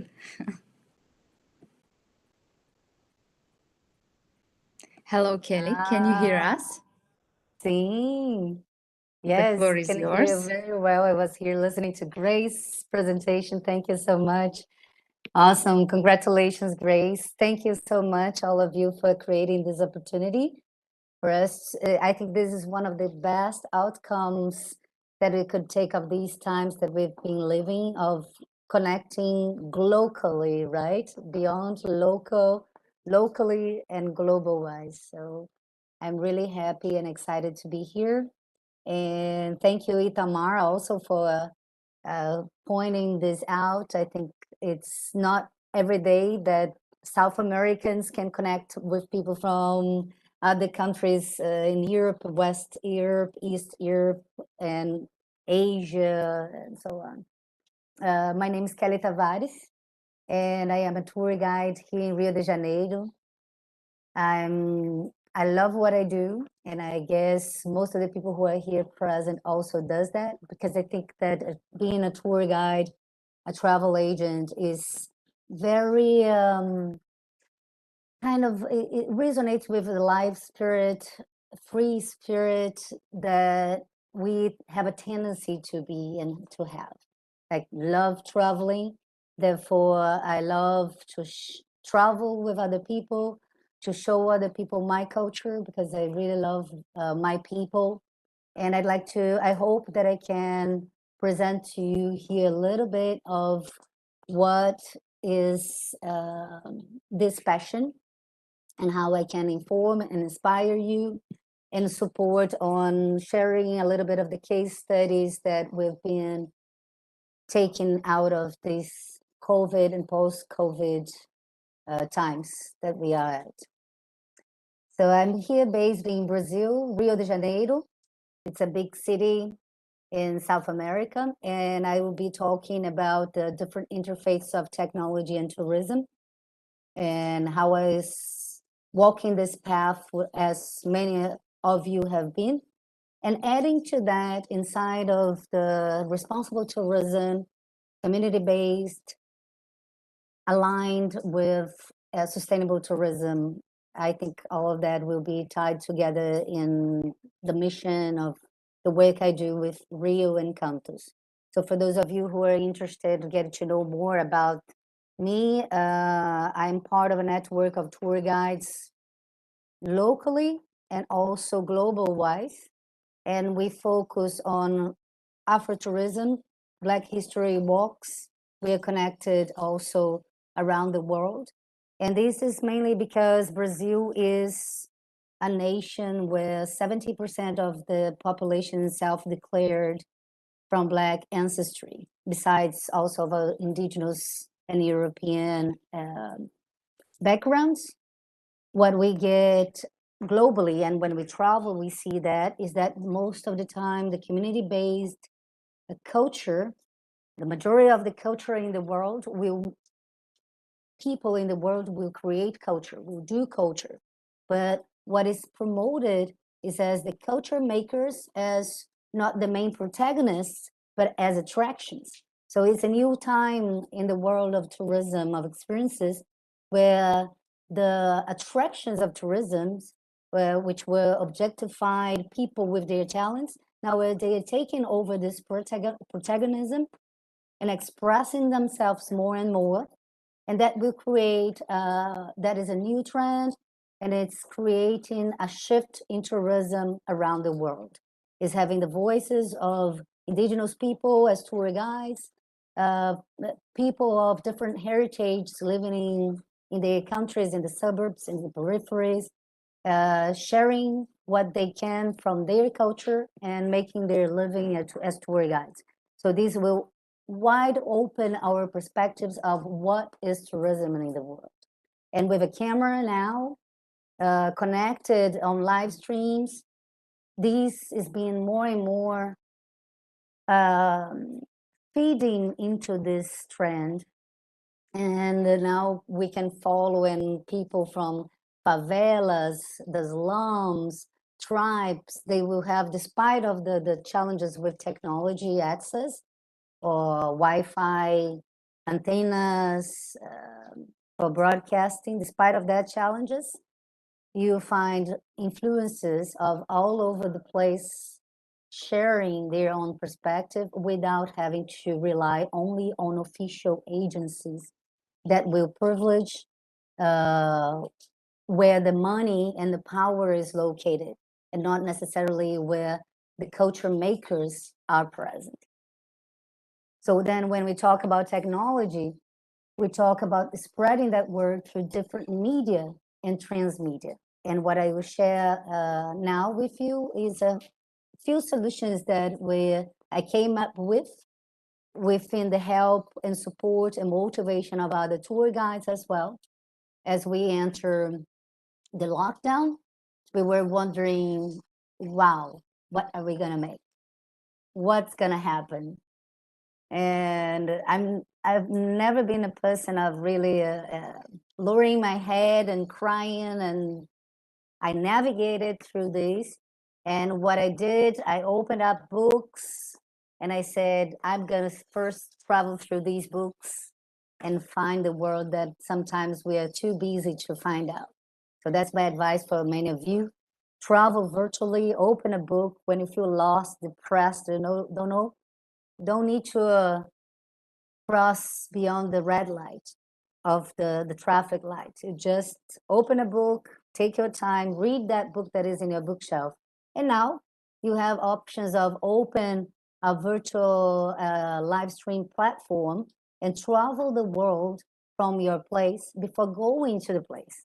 This is an actual, a privileged position that many of us will have today. Before going to a destination, if you don't know Brazil, if you don't know Bahia, we have a tour guide in Salvador, friend of mine, Sayuri Koshima, who does live streams there. And you want to know, what is Bahia? What is Rio de Janeiro? Is that safe? Will there be places for me? Is there infrastructure Is there art? What's going to happen there? Now you can actually connect with guides like us, like Grace, like Itamar, Israel, before going, to get the travel tips you need, to see, basically commission a trip if you want before going. If you're a travel agent, a tour operator, you can come to us and say, Kelly, I would love to see how is Rio, not only the highlights, but the off the beaten paths and a little bit of that. What is your guiding style? What's your narrative? How can you share your passion to my group?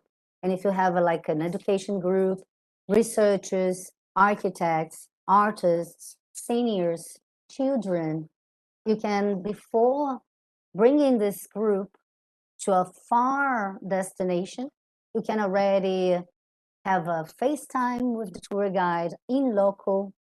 We will have a gimbal, a camera, and cell phones, and we will help you to connect with the protagonists of the culture in the go as we go. We can either arrange a presentation, a perform, or we can go to performs that already happen in a constant base at a samba school, at a music party, as a musician's performance, as a chef who will cook a dinner, at a lecture, at a museum, and or to the forest, depending on where we go.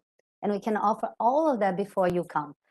It means that you can, for sure, ensure a very good trip by knowing exactly what are you going to get before having these snippets of what a longer tour will be in Brazil. All right, so then we were locked at home, and the streaming technology had really moved and pushed themselves forward during COVID times. So now we talk about metaverse, meta-tourism, 3D, technology for producing 3D images. So soon, and if these, if I was for a longer time in lockdown, probably I would even now be doing metaverse, but I'm glad I'm not need to do that at this moment. And I will be looking forward to learn more about that, creating content around that. But for now, tourism is back in Rio de Janeiro. We've been guiding every week, and the tour guides of our network, and we're receiving visitors from all over the world. So it's really happy to be present in the fields, because I love to be doing that besides planning trips as well. All right. So please feel free to ask me any questions throughout as I present. Feel free to interrupt me and interact, because I will be presenting different interfaces, media, and platforms, or also at the end, you can ask me questions and I can get back to the tabs and places where I developed each of these technologies. So I'm going to share now here with you my first trial with the virtual tourism. Can you see my screen here? Yes. Okay, good. So when I first started saying how can I share what I know, what I do, what I love with the people from all over the world, so they can have an opportunity to also support me and be present and continuous beyond being locally, but globally, understanding and outreaching to different audiences around the world. How can I do that? So I've researched a few resources, and I came up with one that is very used by geographers, historians, storytellers. Is the story maps from ArcGIS, which is a very good resource where I mounted my first virtual tour, something that we could do in 100% lockdown inside of our places. So I prepared this presentation where we can tie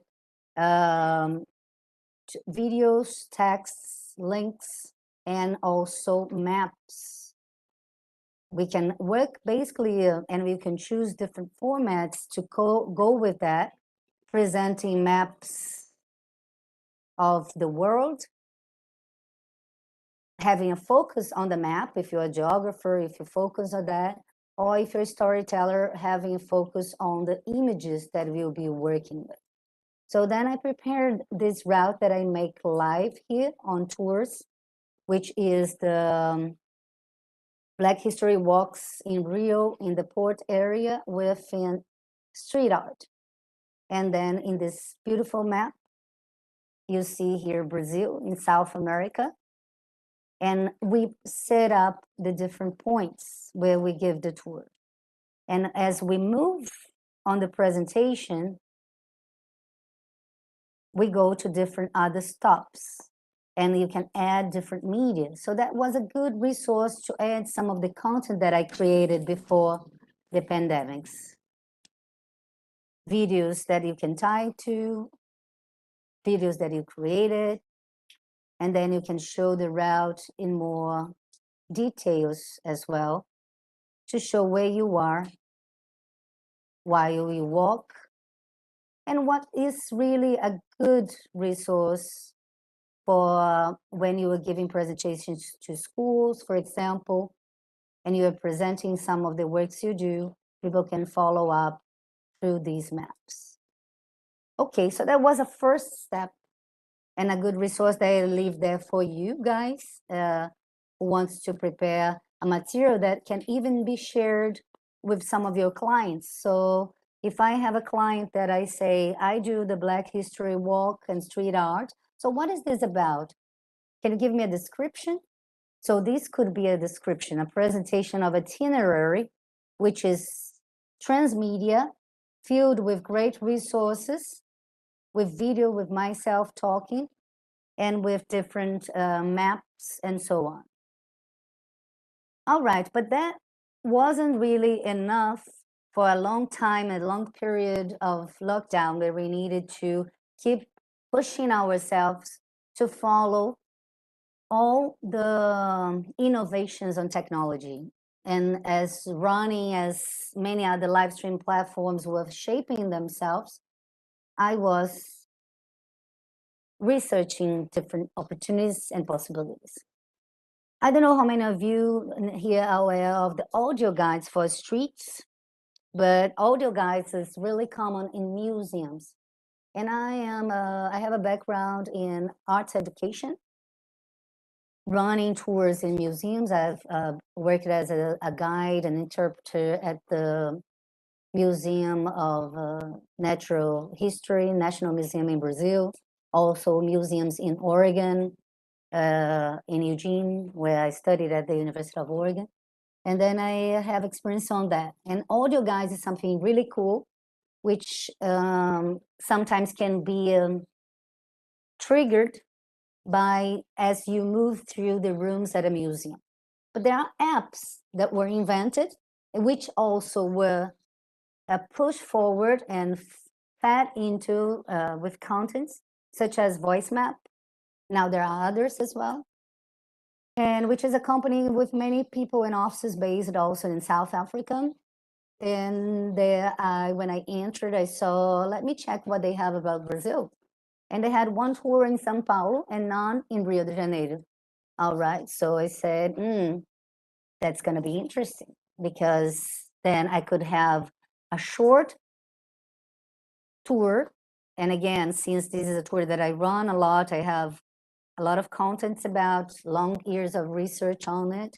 So I'm gonna start with a tour which is not a mainstream tour of Rio de Janeiro, because when many people think about Rio, they think about soccer. What else? When you talk about Rio de Janeiro, Brazil, what do you think? What are the words that come out to your mind when you think about tourism in Rio de Janeiro? Carnival time. Carnival. What else? Thanks for participating. I'm curious to know from you. Brazil. Football. What? Football. Football, yes. Beaches, right? Animals, sunny skies, always sunny skies. Today here is gray, it's cloudy, and it's raining. And then that's another cool thing about live stream tours is that it's on the go. So if sometimes you are at a site and you're live streaming that, maybe you can start the rain coming or the sky can be gray. And then what do? If you're traveling in Rio, you need to show the options of the things that you can do in a rainy day, in a place that you imagine and everybody created that is only sunny, hot, and blue sky. But we have cultural attractions and attractions for all days, rainy, sunny, not snowy because we don't have. But then the audio guys, getting back to him, I saw, wow, this could be a great resource. Look at that. People come, they can read about the tour, Black History Walk and Street Art, have a description, a presentation about myself. So it's another channel to spread the word about the work I do. There will be many tours around Europe and America and North America, but not almost any in South America. Okay.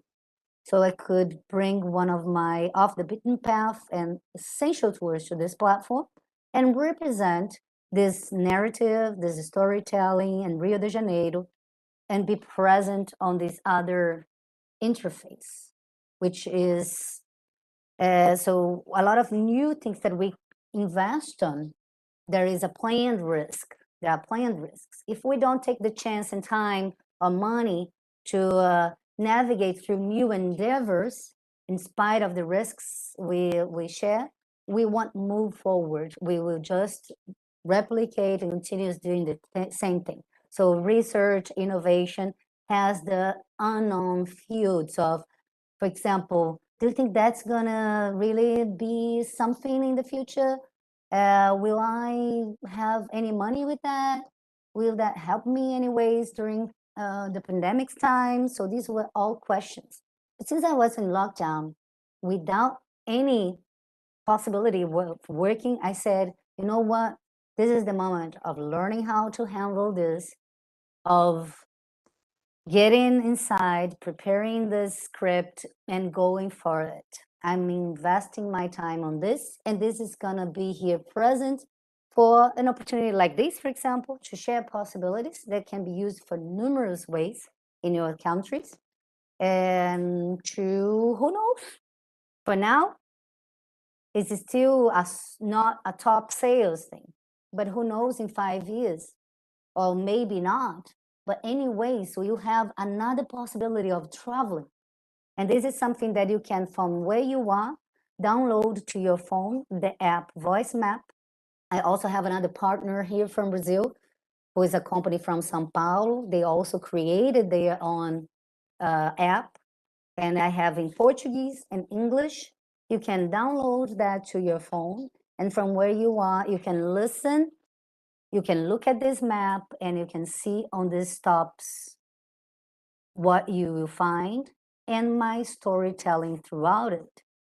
If you were here present, you would, as you walk around, this is GPS oriented, and as you walk around and you start at the starting point, you would hear my voice making the presentation, and as you walk following the directions and you step by the second stop of the street, the app would automatically load my voice and say, stop here for a moment, look around, and I will point you out the landmarks of that place, the history, the curiosities, if I was there with you.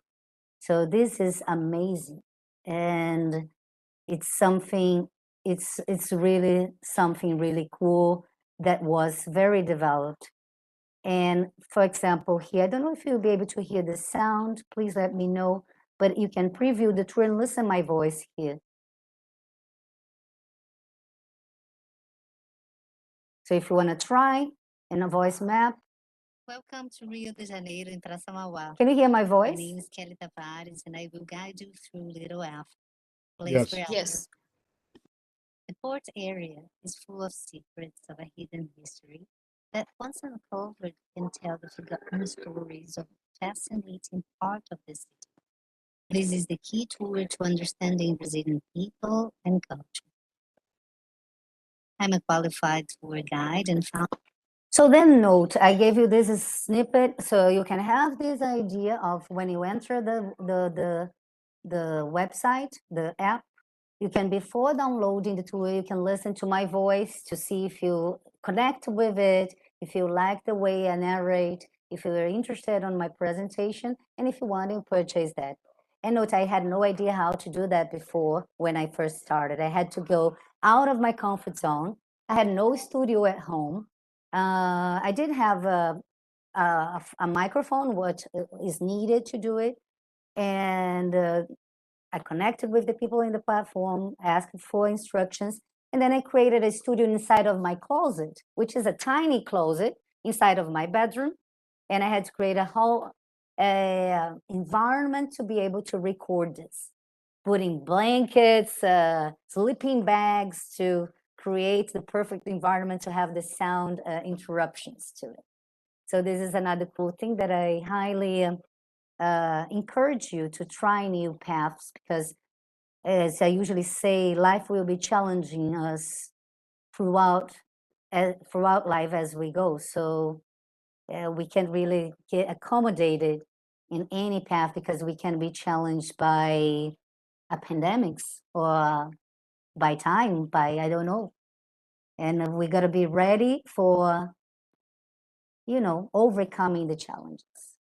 All right, so that was another cool thing that I was able to produce. And I produced it in 2 different platforms, 3 now. And then I am also part and colleague of the Viari Travel. Another possibility that we came up with was what we can do, a crowdfunding for something really cool, a travel book to Brazil. Look at a great idea to do during lockdown. You're locked at home, creating a book about the routes and guides and protagonists of these routes would be a great idea. So we did a crowdfunding. Each guide, and I'm present on this book as well, each guide was able to collaborate, participate with a recipe of their destination, to invite one of the chefs of the restaurants where we take people to. And like I said, I work with responsible tourism.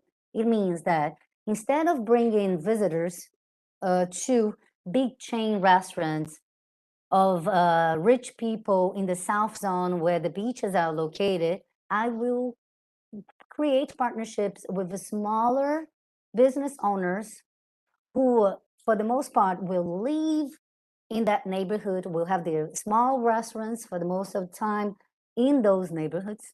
They will have their own chef, cook that food with love, and they will be sharing their recipes. So these are the people who will be present on this book. These chefs who are our partners are the routes. So there's a description about the routes that we go and where we give tours.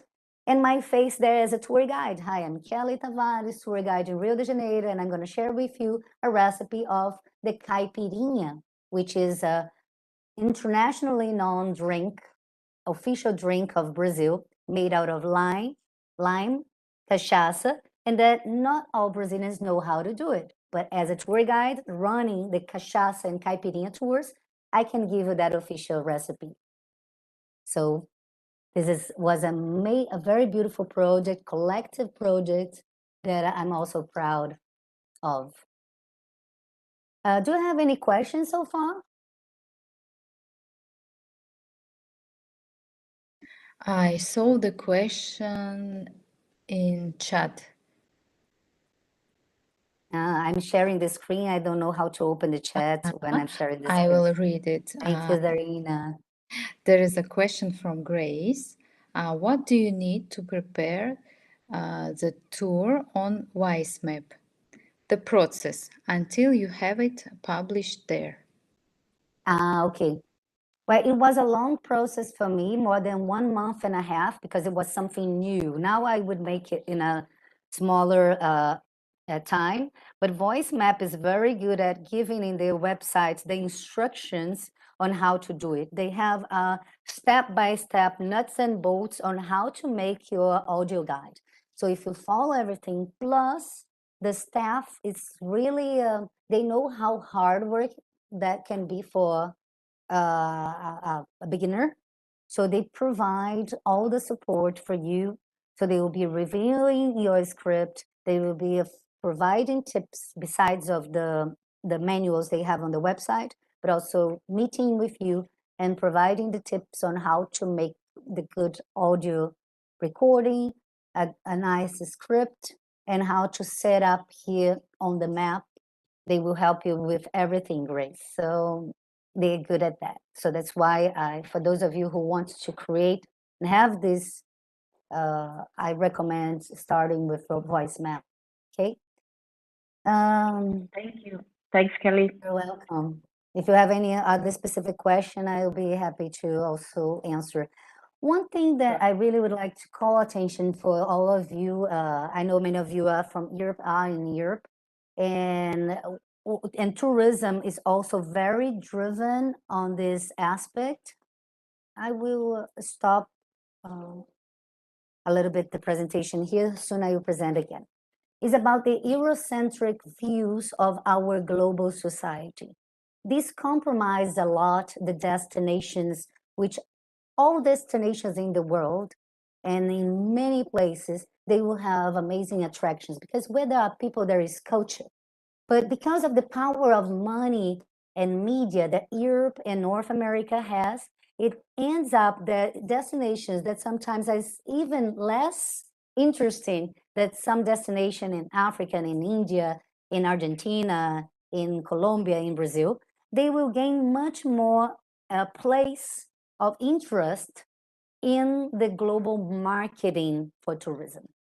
So it's very important to get rid of the prejudices, take your chance, and especially now with so many interface and platforms where you can connect with local guides to see places beforehand. It's very important to acknowledge that we were educated in a moment where Americanization of our minds, of our educational systems, of our policies is really huge. So we buy into since the colonization, since 1700s, 1800s, 1900s on, there are centuries of education towards Europe, of acknowledging Europe as the center of the world. And we can see that in the map, the representation of the Mappa Mundi, acknowledging North America as the place to be, as the products to buy from, as the places to go to. And sometimes we will see, like Lisbon will receive more tourists than Brazil. And when you look at that in the map, and you look at how many things we have to offer, and unfortunately that will impact the economies of these places, and that won't really be tied to what we call a sustainable tourism, because we are keeping the focus, the money, the interest in Europe and North America, as if the rest of the world didn't exist. And that will impact also in the different interfaces. So when you enter VoiceMap, when you enter Heygo, and you present to different live streams platforms, you see that mostly people will be watching and will have access also to technology, and will see much more the Torre Eiffel, the Eiffel Tower in Paris, than being interested in getting to know other people around the world. People will be more interested in the Colosseum in Italy than understanding what's going on in the arts in Argentina. So, and that's not a coincidence. Understand that that is education through centuries. And we need to go beyond that, because that will open up our eyes to different perspectives, to connect with other people around the world, And I can assure you from personal experience that that broadens our frontiers and takes us beyond. The world is really big. Now, I would like, do you have any question from here before I continue sharing other interface? Yeah, I'll just say that I think that virtual tourism actually kind of broke that a little bit, and you all of a sudden saw destinations you probably never heard of become very, very popular. That's something I noticed. Exactly, and that's the reason why we need to take advantage of this new era to move forward and try out. Give yourself sometimes to try. Itamar is here present. Thank you, Itamar, for opening up your camera. We are part of this virtual group of guides around the globe now. So if we come up to the WhatsApp group in our phone and we ask, hey, I need a guide in Morocco. Do you know someone who is really cool? So you don't need to take the risk anymore and go without knowing anybody or without knowing a travel agent. You already have someone there who probably will be talking to you directly in the group and say, hi, me. And you go and you check how good they are on a virtual tour, on the contents they produce on media. And here, for example, I'm going to share with you one of the platforms which really became like a model of development on live streaming platforms because of the resource they pull up. And they have access to also GPS, maps. And as you run a virtual live stream tours here with your camera on your phone, as you walk, there will be a map showing up where you are in the world. And here I'm present here as well. Sayuri Koshima from Salvador. Grace is also present. Itamar is also here. I don't know if other people present on this forum today is also on Heygo, but there are many others today with different resources and possibilities. Heygo doesn't offer you like a FaceTime. It's mostly the guide with the camera on site. But there are places where you can have the FaceTime as we are having now while I walk with my camera. And here I created many experiences showing Rio's botanical gardens, parks, going to trips where I go to Salvador or to other places and I meet other guides and I do the show with other guides together to present their works, their destinations, going to places where sometimes many tourists will come in a short time and they just go for the highlights. Through these, I show some of the beaten path that you could ever imagine that you could enjoy in Brazil. But then we go for that virtually, and then that could be a choice for you for when you come to curate a trip. And I recommend you to come, and I can share all of these links with you in my link tree as soon when I finish the presentation.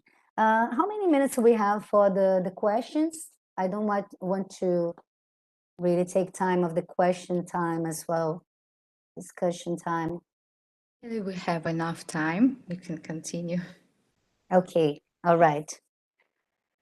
Now I would like to share this platform with you. Like I told you, I focus here in Brazil, and our Black History walks and Afro-Brazilian destinations. It doesn't mean it's only for Black people.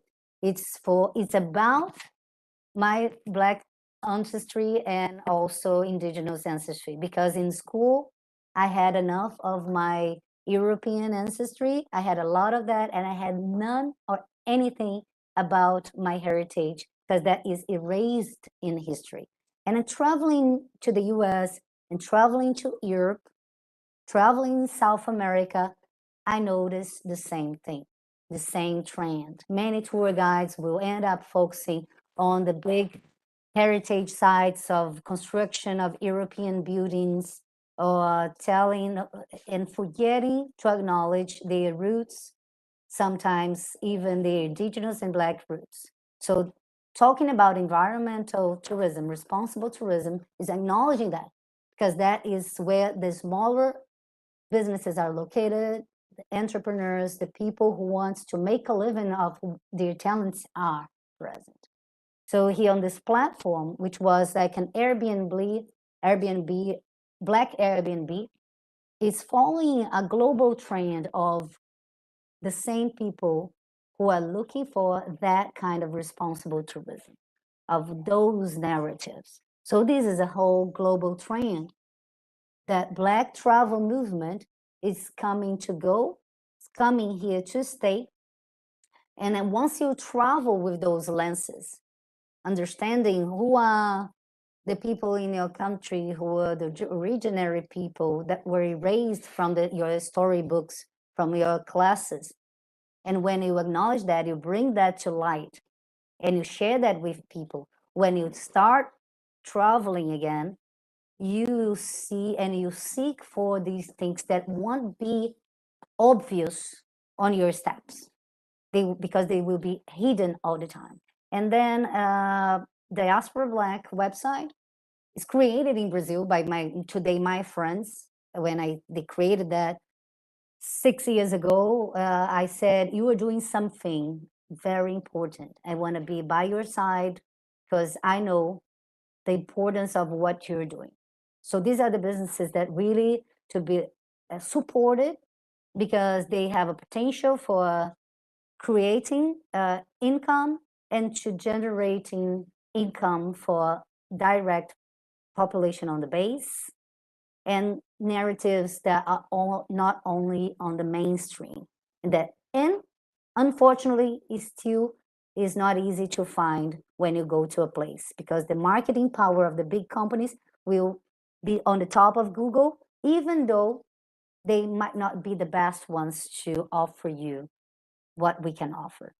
So from here, we will find people all over Brazil who will offer you experiences and accommodations on tourism, creating partnerships with local businesses, local restaurants, also Black owned or indigenous people in their tribes, promoting tourism instead of being a big agency doing that. They themselves trained, studied for a qualified tour guide, and will be receptioning you in the communities, sharing moments with you, sharing their food, sharing their house. And this is really special. This is connected with environmental tourism. And this is the place where I travel to as a tour guide. Now, talking about variations of live stream platforms, one from Israel, this is the Amphi group. They are also new, mostly based on education and virtual education, where your schools or company can ask someone to teach you something virtually. They now broaden their space to include guides from all over the world, creating the place category. And through them, you have access to Zoom, like we are doing here on the forum, extending this friendship, creating these partnerships, and having a FaceTime with your guide. So we can come from our places where we are, or from a camera going to the different destinations. I created here a few tours, such as the virtual tour, the Darwin's Paths in Rio de Janeiro, Charles Darwin. Rio de Janeiro is just about price redeemer, beaches, carnival, and soccer. I would say, yes, you are right, but you need to go deeper into these adventures. My name is Kelly Tavares, and I'm a tour guide here in Rio de Janeiro, Brazil. My background is in visual arts and education, and I'm also a professional guide here in Rio de Janeiro, qualified to take you to different places in town. Rio de Janeiro, it's such a big city. There are so many things going on, and it's a very dynamic and diverse city as well. So what are you waiting for? Come with me. Come on this virtual trip. Book tours with me, and you'll find out a variety of other things and tips. Oops, let me put my charger here on my laptop. Sorry about that. So then, charging. So then when you come here, you can have access to places, destinations that could be interested in. I also run tours in the museums. And you can commission your own as well. Like in Discover Live, for example, another partner platform from North America, they will say, Kelly, do you run any tours around this topic? Do you have any specialization on that? Or could you go to the place? And sometimes I tailor, it's tailor-made, and I do that for them, creating these opportunities for their different groups and clients. Like Grace said, we can put up different experiences with guides on the globe from our network and also locally where we are. Do you have any questions?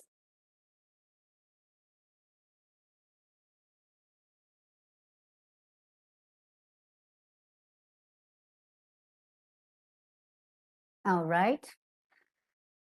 So I do have a question then for you. I want to Алена, я вас then... не слышу. What? Okay.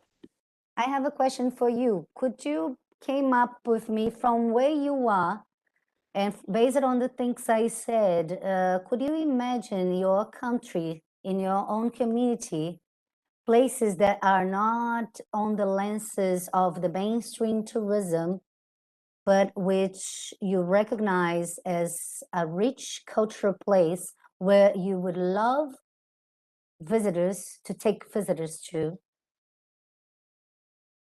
Would some of you share the name of what would be this place and why you think visitors should go and take a little bit more time in your country, in your destination, to go see that place? Would you help me participating on that? I can repeat the question if you want as well.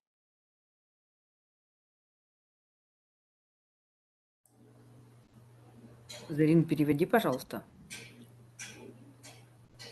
Can you please repeat the question, because my sound is disappeared, that's why.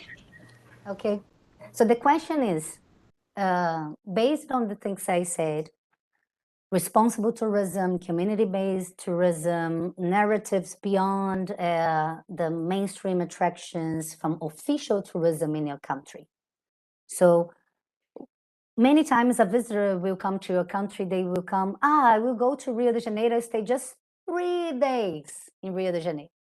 Because they think that Corcovado, Christ Redeemer, the beach, and the carnival in one day will be enough.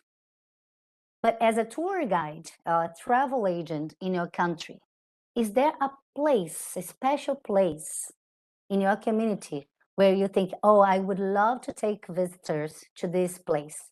I think if they knew this place, they would understand more about my culture. Is that place in your country? Would you share that here and share why do you think that place is important?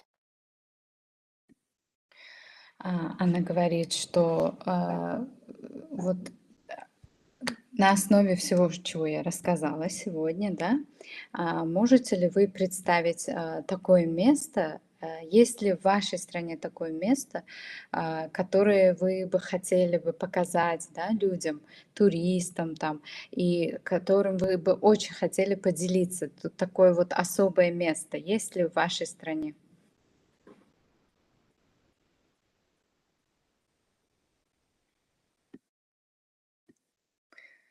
Okay.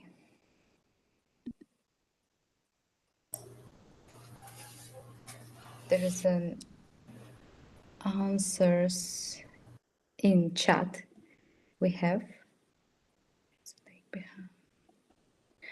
Professor Osama Ibrahim, he says that yes, Nazar Lake behind the Great Dam on the Nile, Egypt.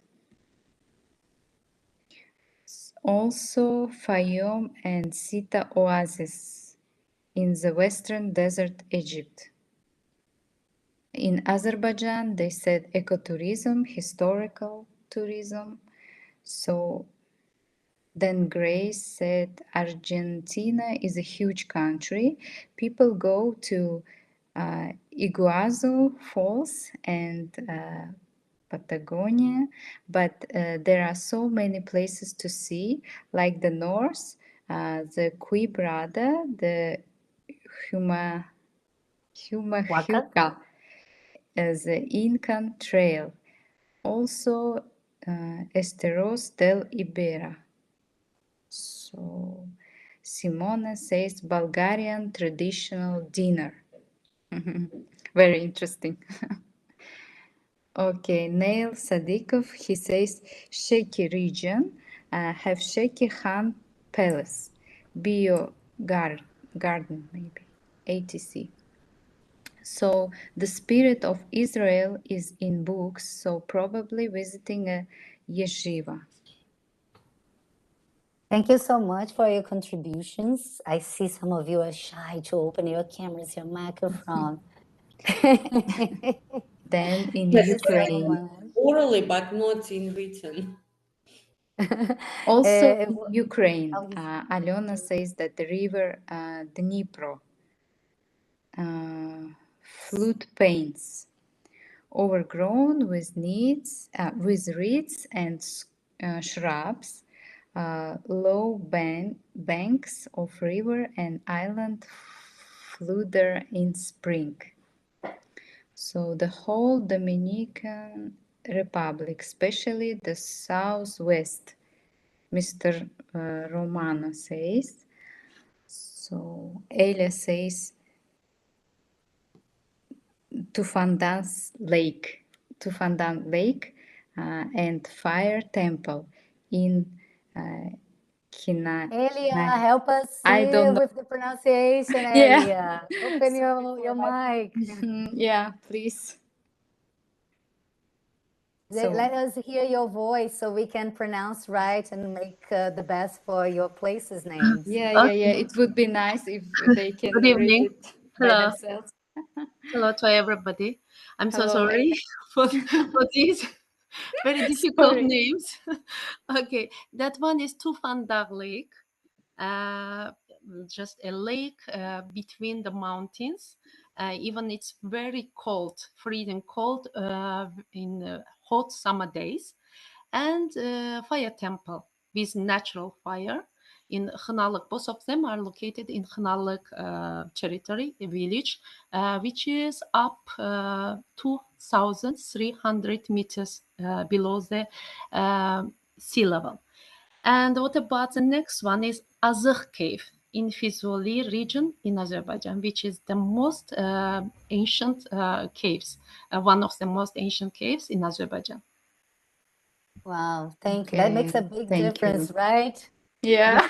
That you know. When you don't know, it's very hard to make a right pronunciation. Okay. Thank you very much. You're welcome.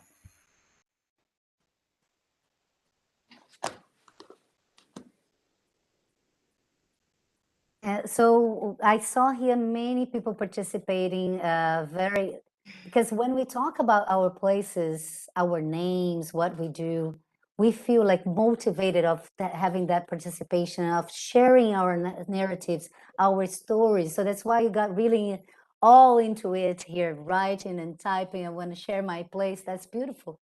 And the name, what gives life to places. Your place that you shared here is earning some life for me because you're sharing that. I'm not only here to speak, but to exchange and change. That's what tourism is all about as well. And going beyond the names, sustainable tourism, responsible tourism is community-based because, of course, you might have different styles of traveling. Sometimes you want just to go somewhere, clean your mind and be at a nature, go to a temple, don't talk much, just enjoy silence and sightseeing.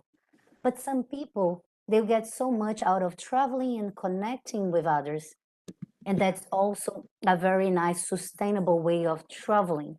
So keeping your paths with the less carbon tracks possible connecting with people with smaller businesses, learning some new words in a language to demonstrate that you want to go beyond, that you want a next level. So when you mention these places here, and I've heard places such as dinners somewhere. So if you have a dinner, you have dinner with other people. So you eat with other people that you get to know in that place. So you want to connect with others. And when I talk about our network, for example, I have another friend and partner, Caroline from Guiadas Urbanas, who created something here in Rio de Janeiro that 10 years ago, when she was creating the Guiadas Urbanas, I said, what you're doing is unique. 10 years ago, she was creating tourism in the suburbs, in the peripheries, in the favelas of Rio de Janeiro. Because most of the tourism will take place in Rio de Janeiro. It's going to be in the South Zone, where the big apartments and in a lot of infrastructure is, where the politicians live and have their houses, where the big people with big money will have their residencies as well. Therefore, if they live in the South Zone, in front of the beach, and they have their businesses there, and they are making the policies around